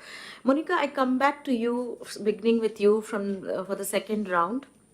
And to all our online audiences, I hope you can hear us. Do send a message on the chat box if something is unclear or if you can't hear. Do type your questions. We will make some time to take your questions and comments at the end. Monica, one of the things that Nirupama shared as a way forward was this whole thing about a strategy, a country level strategy on care economy, but within that bringing it the whole gender transformative lens.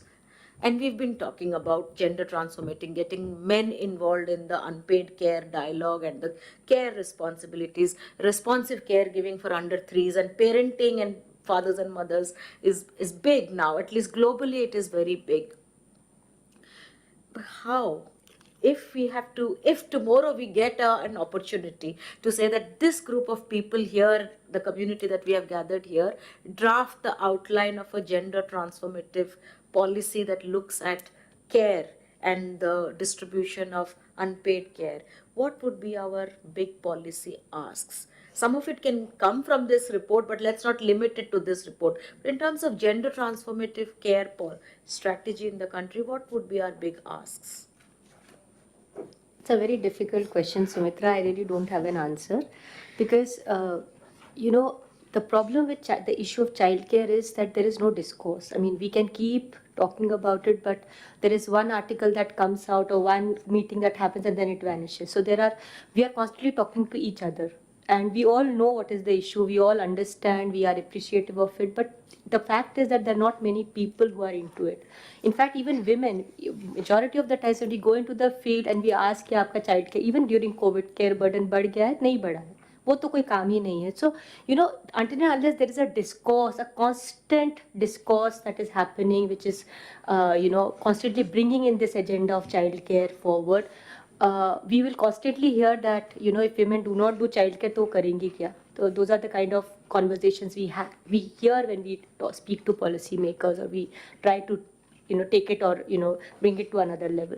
So I think a discourse is a very important thing, even before a strategy paper. And I think reports and big studies are good, but many small articles, papers, where, constantly, people are hearing about this, and then suddenly, hopefully, people will start thinking this as an agenda, as an issue, and not an issue of someone else sitting somewhere, but an issue which is very, very personal for each one of us comes out. So I think several discourse setting agenda is an important thing before we even move on to a gender transformative policy, because until and unless we start seeing this as everybody's problem and not just a woman's problem who has a young child, it will not change. So until unless that happens, I think it's difficult.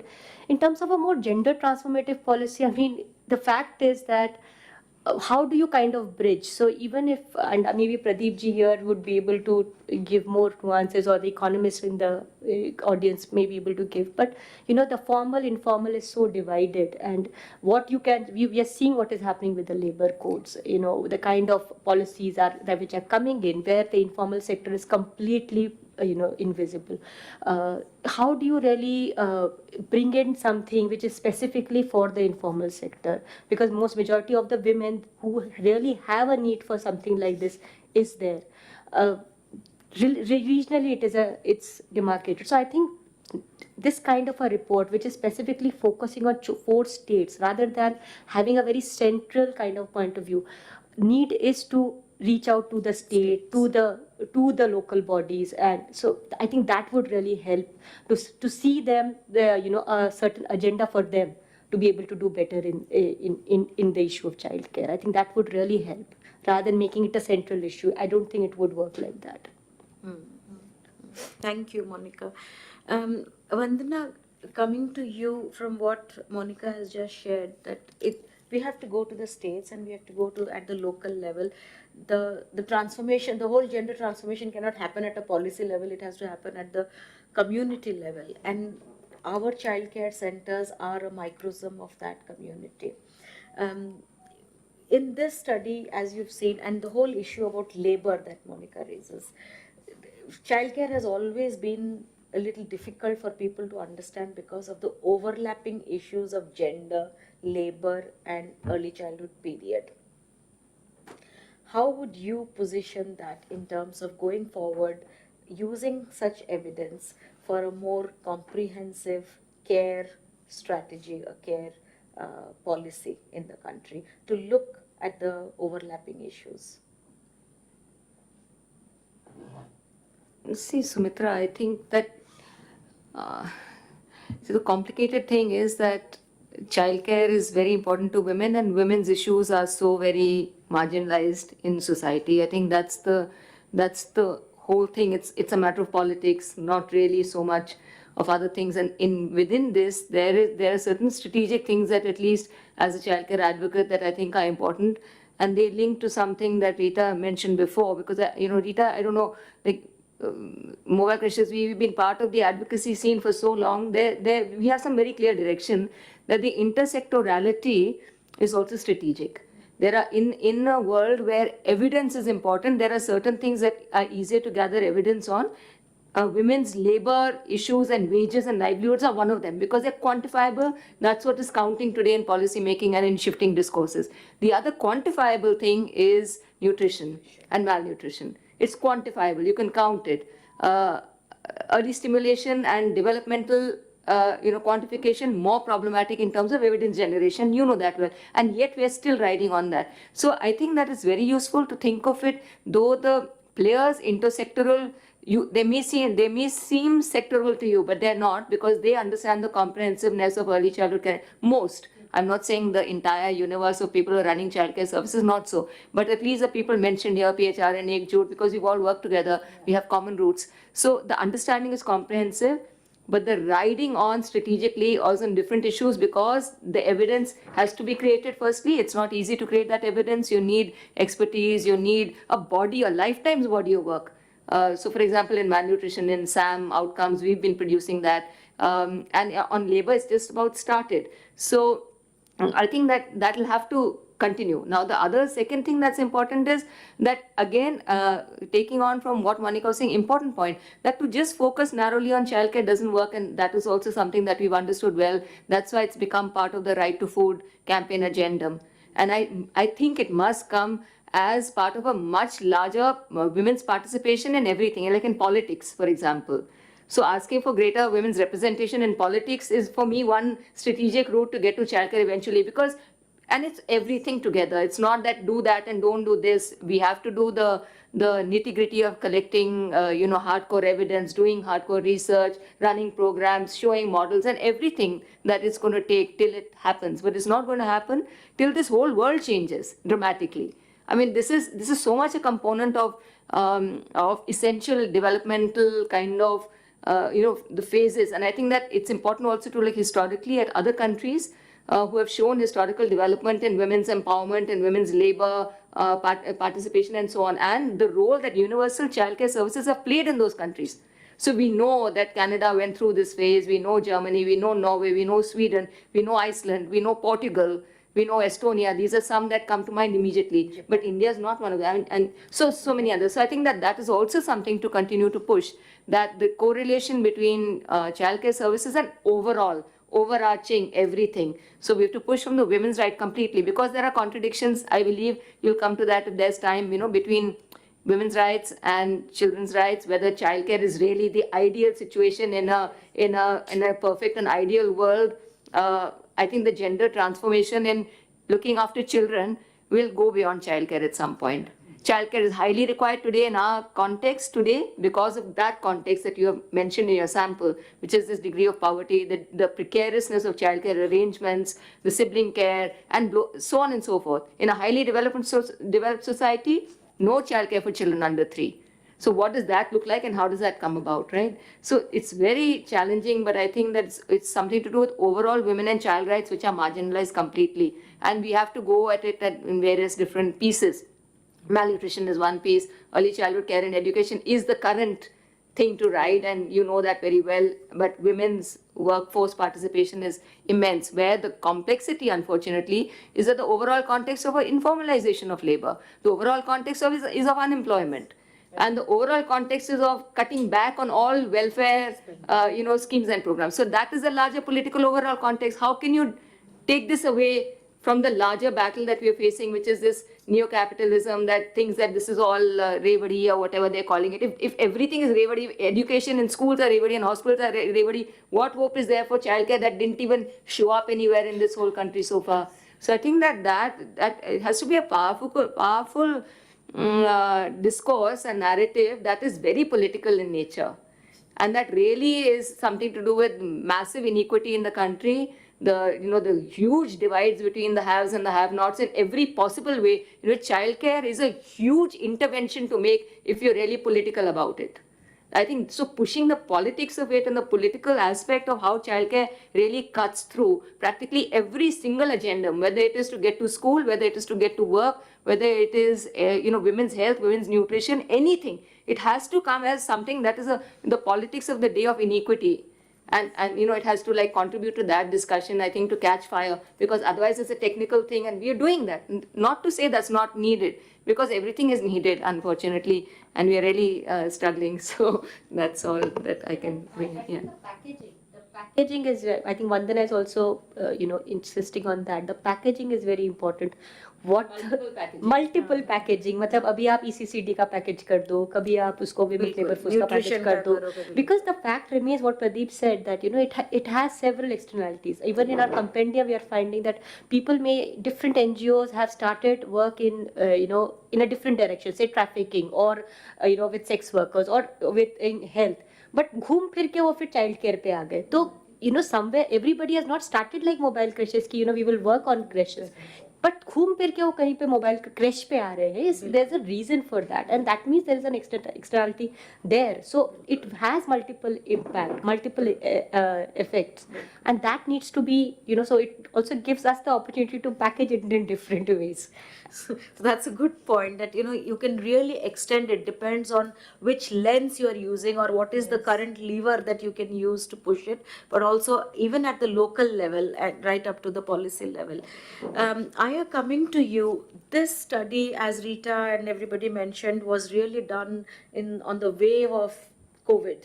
With creches shutting down. But just before COVID hit, ILO and forces along with the ministry had done a study on the supply side of it in terms of the National Creche Scheme, the Rajiv Gandhi Creche Scheme or erstwhile scheme, and what is happening in terms of the status and the functioning of the creche. So in the impact of the creche scheme on the ground. Whereas by the time this field team went to the ground, most of those centers had closed, and our focus was on the demand side of it. Where is the real need? Are people missing those creches?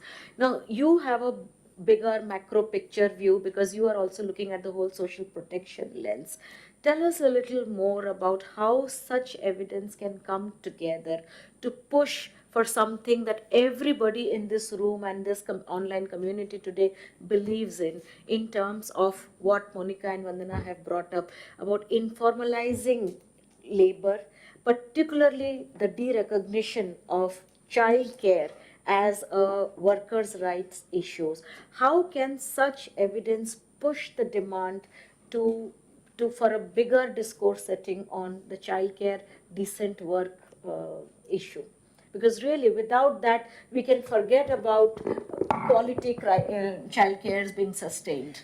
Yeah, this very challenging question. Yeah, as you mentioned, with CWDS and of course with Savitri, I think she was here, but then she left, and Vasanti and other colleagues, we did a study, of course, limited scope, to understand the experience of course, both workers and beneficiaries of National Creche Scheme. Which also highlighted similar findings that how creche is vital for working women to access paid work, maintain certain income level, and also their willingness to pay, etc. And also to look at the working conditions, experience of creche workers, and how can we use this to push for broader things? We have been using also a lot of argument for job creation, which has been pretty interesting to a lot of policymakers in the age where a lot of jobs are disappearing due to technological advancement. But then, of course, care work is not something that can be easily replaced by machines. And many organizations, including ILO and including also trade union organizations, have done a calculation of the job generation potential, which show that the investment in the care economy can really, create jobs. And then, of course, creating these decent jobs that can also help alleviate poverty, enhance women's labor force participation, and to contribute to equality, because we also push for decent work, leading to equal pay for work of equal value, non-discrimination, etc. So we also are promoting some policy tools which can be used by government to make simulations to understand how many jobs to be created in the care economy. We're looking at, of course, education, looking at the ECC and also primary education, tertiary education, etc., and also health care. Regular health care and health care for people with disabilities, and also elderly care. And then we are also, this policy too also allows country to understand how much investment is needed to create those jobs. So that would help government to plan for finance. So we are also doing this kind of exercise with IHD in response to requests from Niti Aayog. So I think along this kind of move to work on care economy, all these studies will be very, useful, contributing factors to just add evidence for the needs for childcare. In terms of, looking at also childcare workers' rights, I think what we also need to promote is skills development for childcare workers, certification and accreditation, and also career development. Like many countries with advanced care system, childcare workers are highly recognized professionals who need to go through certain training and who are recognized and who also are formal workers. So we also need to push for that. And as we do that, I think it's important to recognize the resources that India has already. India, like you said, India is a diverse country. There's no one model that fits all. So different communities have developed different response system to address to the needs of childcare. And in each childcare facility, there are experienced workers who may not have the formal education, but who may have 40 years of experience, which it's not easy to get with only going through a university, for example. So we also need to promote an approach of kind of compliance and not punishing, as we also promote certain standards for childcare workers. And in terms of a need for kind of social mindset change, I think your report also mentioned about men's engagement is also important. I just share that in Japan, where I come from, childcare was also only female specified occupation, but with the equal employment opportunity law, it opened up. So men also started working as childcare workers. And as we also increase kind of awareness on the need of engagement of both women and men in childcare, we see more engagement of men. It's still not enough, but it's interesting that as I go back to Japan, I see many more men taking their children to creche, whereas I used to see only women as just taking their kids to creche. So, I mean, these things don't happen overnight, but I think we are on the right path towards positive changes. Long path. Yeah, but if you maybe also promote these changes among parents, I think slowly people will say, oh, men can also take kids to creche. That's okay. So that can create change. And I also want to share my insights about the importance of public-funded creche. Of course, I think your report talks about exploring commercial models. Of course, that's fine, but just to share that in Japan, where we hear about accidents related to childcare facilities, it's often the private ones. Because private ones, of course, they are more conscious about the cost. And then that means maybe less staff looking after children, or hiring less experienced one because maybe they're cheaper, or maybe retired one because they're also cheaper. And then in case they spend a lot of money to hire good teachers, then maybe it won't be accessible for informal economy workers. So really, public investment is key. While we can, promote different models, I think the push for public investment needs to be core for our voice. Absolutely. Thank you very much. Absolutely. I think that goes without saying that there could be flexible models, many models from the Care Diamond, but ultimately it's the publicly financed, good quality creches. And we've seen that what women also want. So thanks for endorsing that. And also, hopefully one day, fathers starting from the villages in Jharkhand carrying children to the creche will be the real discourse setting for gender transformative work that we are talking about. We're running out of time, but Pradeep, we must hear you next. That in this whole discourse, ultimately the buck stops with what's the money needed and where is this money going to come from. And we've just heard about this whole push for publicly financed childcare. There can be multiple models, the PHRN, the mobile creches, and so many other, the Seva model and all of that. But really holding the state accountable for good quality, accessible childcare. How is that going to happen? Yeah, this is very interesting, but very difficult as you see, because in many cases we claim for something as public, but when it goes to the revenue like exchequer, then there is a big no for us. Like you can see in education, health, we need more money, and those are being privatized. And that's what we see in many, and sometimes we take where it is convenient for the government, they take the example of other countries, you see there it is being privatized. and this is the case and something that India should adopt. So they go for with the convenience. But what the evidence that is being produced in this area that clearly says, I think the discourse that we have already made, that this is a public good. So public investment is must.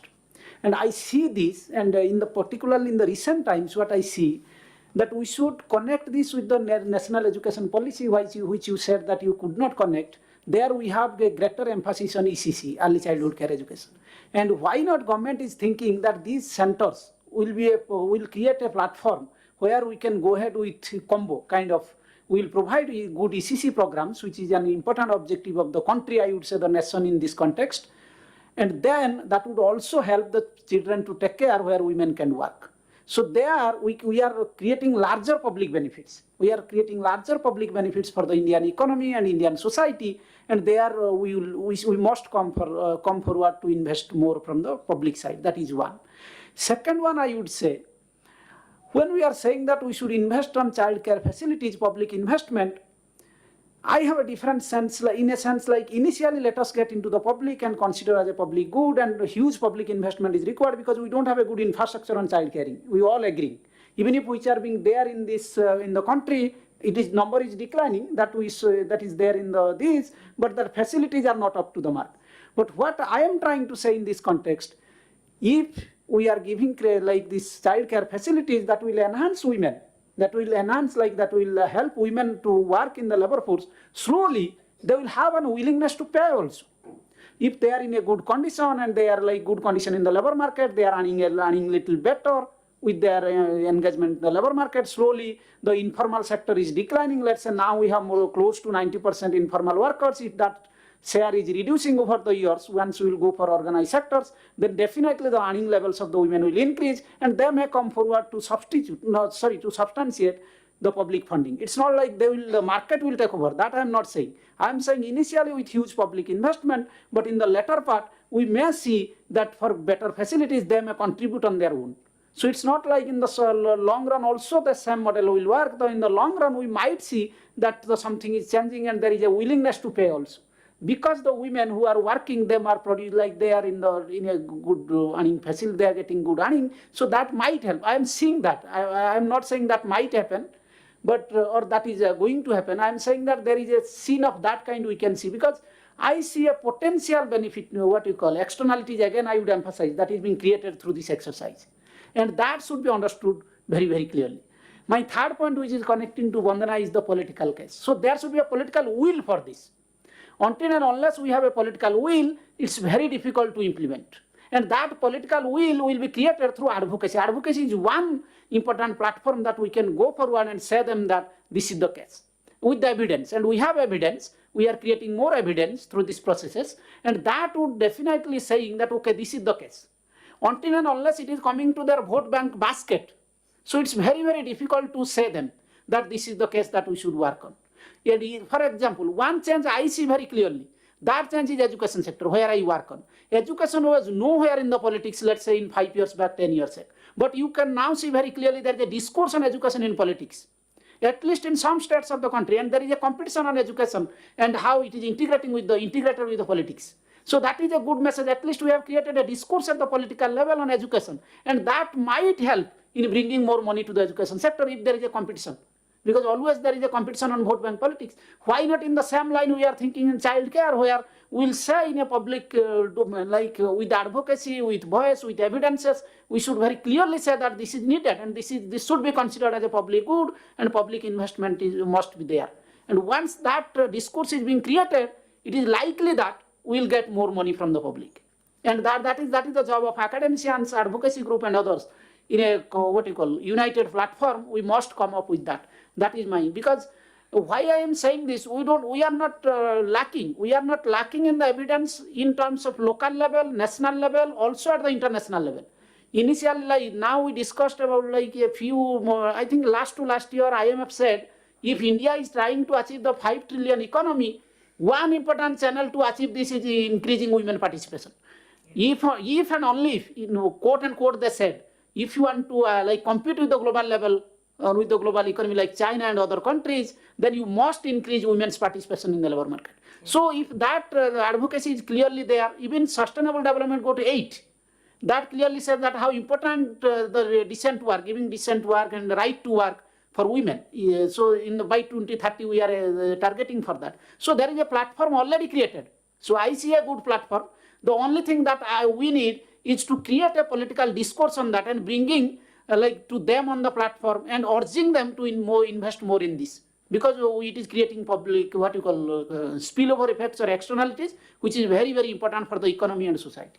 Thank you. Can I say something that links with the report? I mean, Sure, it's a sure. caution to what we are talking about just now, but I think that I would really caution us against speaking in terms of free and paid. And the report is saying, women demanding free childcare. Let us say free at user interface, please, because nothing is free. Those women are paying, out of not getting minimum wages, paying for unpaid care work, paying in every possible way. We are paying taxes. So it's a case of user interface only at all times. People are only paying. Where is government getting money from? Not coming from the skies, no. It is all our money only. Yes. So it is going to be paid by people only. Now it is for us to decide, paid directly, like जाके देना है fees या वो हमारे tax से जाएगा. That's a larger debate. But at least we should not say the demand is for free services. Just qualify it, say at free at user interface. This is the same thing is happening in health services. User fees, user fees, user fees. So people are in a position to pay more taxes. Yes. To pay through taxes rather than have everything paid at every school you go, every class you go, you pay for the oxygen you breathe, the bottle, the water that you get out. I mean, I think that's a different debate and discourse, but nothing is free. So please don't call it demand for free services. So that's a good point that you bring up. It's a good caution that you bring up, because the moment you start talking of free services, the pushback is so high. The pushback Already is we have a also discourse on freebies now. On freebies, yeah. yeah. But also this whole thing about political will and education, interestingly, becoming a political discourse, and we know the states and all that. Yeah. It's a different matter. It's a different matter that we might have a view about the kind of education model that is being pushed in the political landscape, and those are nuanced technical discourses to have. But at least the fact that it suddenly states are competing with it, and possibly with childcare also, we see something like that. So that brings us to a very swift rapid fire round. Vandana, you opened the hornet by saying that ये election का मुद्दा बनना चाहिए, ये political मुद्दा बनना चाहिए, and that's getting endorsed, and all the head nodding that's happening. What is it that we take 2024? What's our call that we take to our political parties? You've mentioned the call already, but I think the point that, and this helps, is the mobilization on the ground, Sumitra, because there have been, groups who are very issue specific already involved in childcare. That is expanded to larger campaigns also. Even that's not good enough. But I think what we're demonstrating here is that people on the ground have the capacity to make that demand, but we have not utilized that enough. And I think obviously it's not us who can do that, but the work with women's groups and labor unions, that is the strongest, I think, strategy for us to utilize, and then to take it as an agenda for the elections that are coming up in 24. It's not really enough time, but I think that if we all focus sufficiently, that's the way to go. That's the way to go. Thank you, Vandana. I big time into the policy space. What's our big ask? Especially I'm looking at you from the whole G20 space and the attention that India will gather because it's hosting the G20 in 2023. So what should be our big momentum for the policy making space in the next 1 year? What can we leverage out of the G20 attention? I really think the need for addressing issues in the care economy, for realizing gender equality and women's labor force participation and empowerment, and then also job generation is key. And many, I think, policymakers are already, talking about the need for enhancing labor force participation, and they're asking why. And of course, there are many areas for action, but really addressing care economy issues, I think, is a huge emphasis that we need to continue to highlight. because also care economy issues is also very wide. It's not only about childcare, but it's not also maybe migrant domestic workers, healthcare workers, elderly care, etc. Social protection. So we really need to, I think, continue to highlight the issue of care economy, and I think developing a strategy or policy on care economy, it's not so simple because it just addresses so wide range of topics. But it may be good also to have some priority among the care economy issues like child care or elderly care that are also critical for key priority issues that are in the mind of policymakers, like women's labor force participation or elderly care. And then I think that could really bring the conversation forward. Yeah. On this. So basically, the Monica's point, what is the lever to use right now? Women's labor force participation is the lever to use, and bringing the whole care discussion through that is the big thing. The job generation is going to be important. Monica, what do we take to the civil society movements? Because as you said, so many approach it through so many different lenses, and we've talked about networks and mobilizing and advocacy. What is it that will enthuse a larger civil society voice around childcare issues? Quick. I think within the civil society, the divide has to be filled. Okay, this women's movement and the child rights movement needs to And the converge. labor movement. And the labor movement. I think it's very important that we all come on the same page. Even when we are sitting in the same room, we are all thinking from the different lenses. बात वही कर रहे हैं, but we are all looking at it from a different lens, and it confuses the policy makers when we are going with our demands. So I think it is important that we come on the same page, because at the end of the day, we all want the same thing. It's just that we want it from a different lens, and bringing men on the table, talking to those who are not converted already. So again my main point about discourse. It's important to bring people who are not converted and not really constantly talking to each other, which we constantly do anyway. Get the unusual suspects, get out of our echo chambers here, basically. Yeah, Thanks. Pradeep, what is it for the researchers and the academia? What is the role that they can play in pushing the needle on childcare? No, we being the academics, so we always hunt for evidences. So we create evidence, let us create more and more evidences, and then write about the issue until and unless they listen to us. So we knock at their door with evidences, with writings, and say that this is what is being produced, and this is what the society is getting out of childcare and women's participation in the labor market. Then it's your duty to give more money for this and to channelize this. So until and unless they listen to us, we keep producing more evidences. In that context, I would say, if time and resource permits, why not doing some experimental studies where we say that to one control group, then treatment group, and finding the women who are actually provisioning of creche facilities, what kind of more benefits they are getting, and also producing externalities which are not being produced by the women who are not actually getting benefits of childcare. So you have said something in the report, but more evidence of this kind will definitely help, and will definitely put pressure on the government and the state to bring more investment on the public, like in this sphere. So that would be my point. Yeah. Thank you, Pradeep. And you promised to take back the care and the child care subject to more academic discourses. Yeah, definitely. I would urge my students to work on this. Very good. Yeah, that is required. Actually, this should be. I just want to add one point for the academia. They need to tell us where the money is going to come from, because when we go out and talk to the policymakers, that's the question that comes back. So we need to some evidence around that where's the money coming from. Sorry, I would add that why not we'll add a cess, one more cess if possible, on childcare, and then working on that, because we have education and education plus health cess now. But why not, if at least for the higher brackets, it's not for everyone, maybe for higher brackets, because this has become so important that we should get more money for this. We can open a whole debate around the cess dialogue and it will take us until midnight.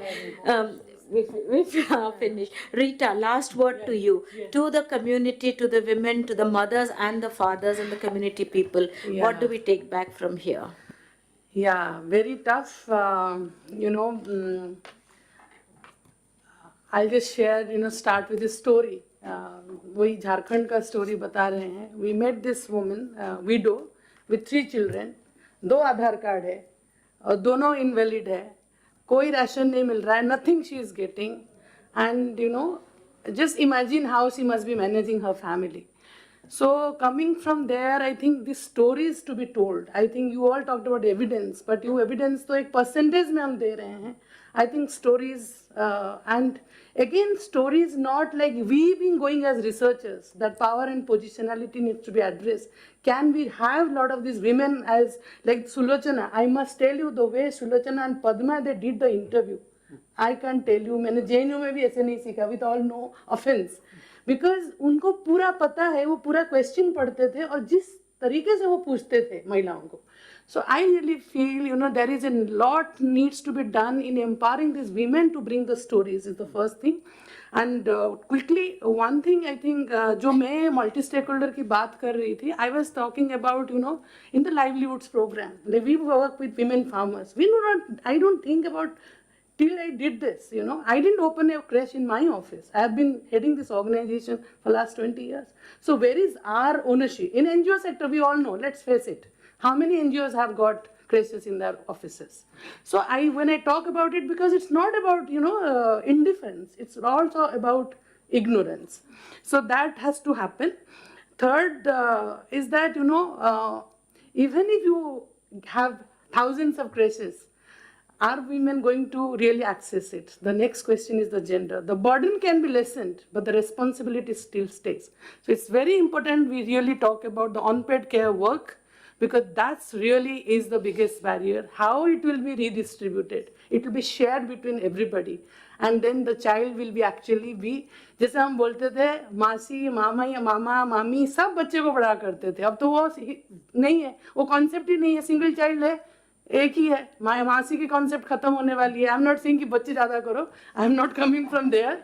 But what I am trying to say कि we really need to look at how more people will take the responsibility of the unpaid care work. Otherwise we can have thousands of creches, but it will not work. Thank you so much. Thank you.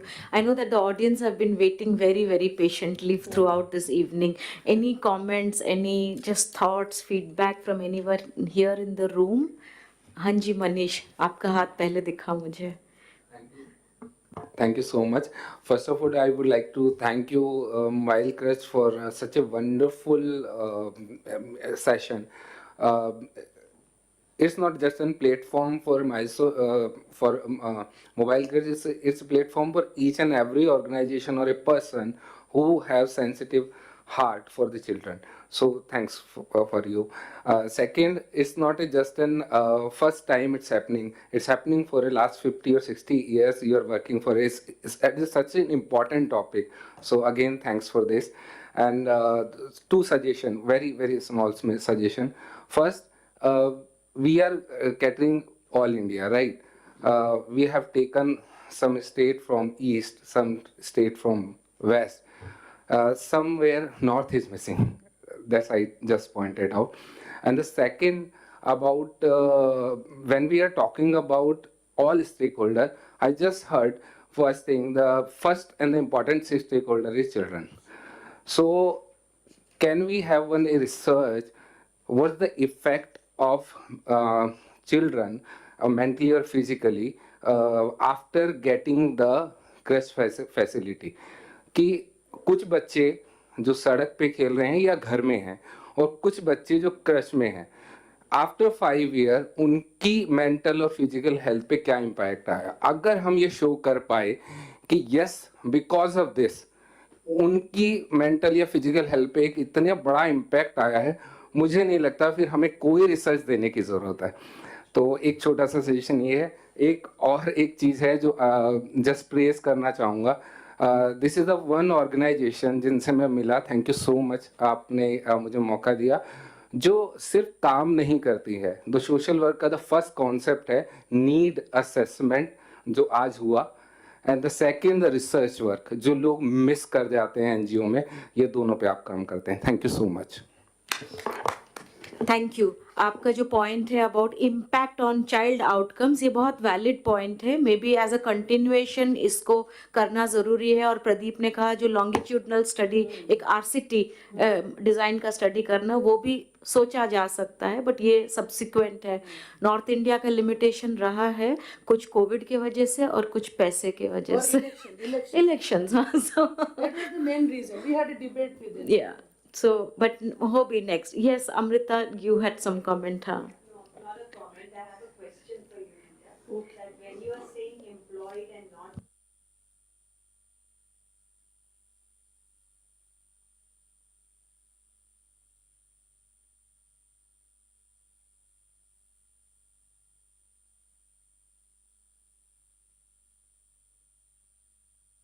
I must confess, it's very misleading the way we say employed. labor participation means it's in the formal sector. Yeah, and Employed by, so that kind of a thing is. yeah, so we had a really, I think in the report you will read it, it's there. We had a lot of discussion, कैसे हम पहचान करेंगे working women है. तो हमने ये definition लिया. I think we had a discussion with Deepa on this, and we found if the woman is earning something and the money is coming to her, we will consider as employed. Here, the category is, yes, misleading, because we thought it's something we have to write, it will be applicable to Karnataka, they speak in English, there, most of the team members here, we had to do something. But we really took a lot of care in answering this, who these women we are talking about. So, but we also said, if, somebody is working, and suppose एक इडली बना रहा है एक आदमी, पर उसकी wife उसको खाली हेल्प कर रही है, but the money is not coming to, then we are not considering her as a working women. So we really when dip. हाँ हाँ. Money is coming to her or not, but the need for creches, is she in the category of employed or unemployed? In our case, if she is just supporting the family with this farm labor, then it is not considered here as a working woman. We didn't consider that very clearly. And and we had this definition and concept training, I think, for half a day, because we really struggled, to how to define it to all the people who will be working on the ground. So if you're connecting it to labor,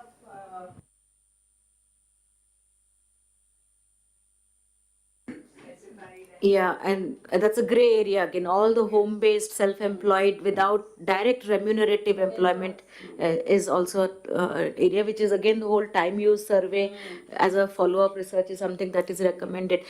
Any feedback questions from online community? Not yet. Okay. Anything more from here? Any comments? सब थके हुए, room भी गर्म हो गया है, जाने का भी है. Okay, then, yes, one last word, quick word, and then we can wind up. Can you just introduce yourself? And I'm Saurav Ghosh from CRY. Yeah. Yes, Saurav. Yeah, in two of the key findings that you have shared over here, it begins with 89% of women who are not working. So within this, have you broken this up into those women who are currently not working due to childbirth and childcare, and those who haven't worked at all throughout their lives? So has this segregation been done in the study? No, I think it is very clear, currently not working. That is the status we do. Okay. And the 89% of women currently not working who have never heard of creches. The 89% data उसी का है. 90% women have never heard of creches. Those 90% who have never worked, whether currently who are not working or have never worked. That is the data, right? Yeah. But there is retrospective data on why they had given up work. That is retrospective, no? And why they rejoined. So there is historical data is also presented, I think, in the study. It's not just current state. Okay. Hi, Sumita. Sorry, I thought let me also say, Anubha Rajesh from Center for Early Childhood Development and Research, Jamia Millia Islamia. Two things which one has already come up when you talked about public financed creches, but quality is something I think so we should always talk about. Just custodial care will not work. That's definitely there.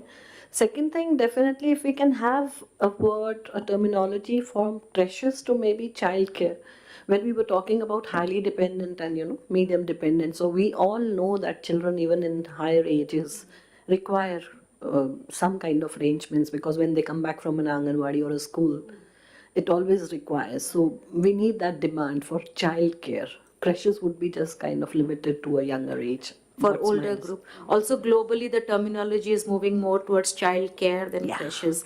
But our policies keep revolving around creches. So even within mobile creches, we keep slipping back and forth between child care and creche terminology. We have to sort that out also. Also, I think there is a confusion.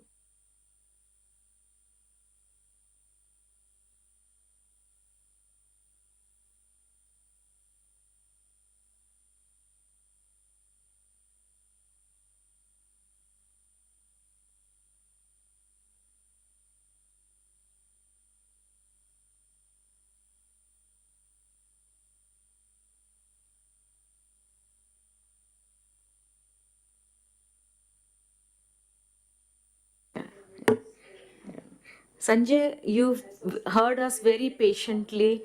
You've so closely associated with the creche slash childcare debate and chaired a recent MWCD committee that had made recommendations on creches. Do you want to add anything, your wisdom, to the discourse today? Congratulate the team. And in my association of mobile creches, one area which was a limitation of MC was evidence-based advocacy. And I'm so happy that MC is getting out of the groove of just remaining a grassroots level organization, because the impact on evidence-based advocacy and the returns on that investment much higher than just opening more and more creches. So I think congratulations and keep up the good work, Sumitra. Thank you all very much. I just want to Nanny and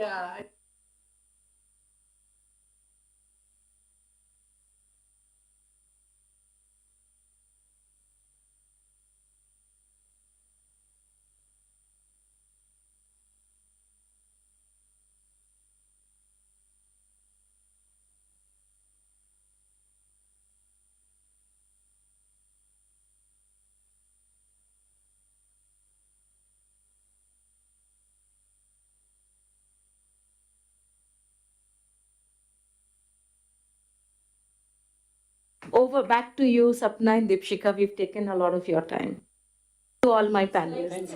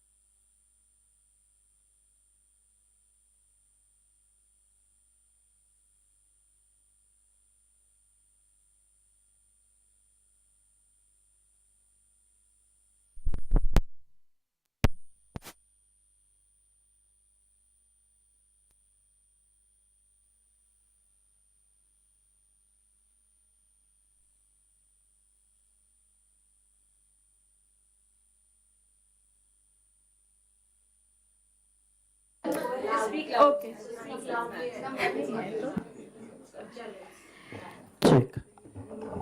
Honorable speakers, esteemed guests, CSO partners, and my dear friends who have joined us in person and virtually. Mobile Creches extends a huge thank to all of you for joining us today in this dissemination event. On behalf of Mobile Creches, I would like to thank and convey my gratitude to all the distinguished panelists.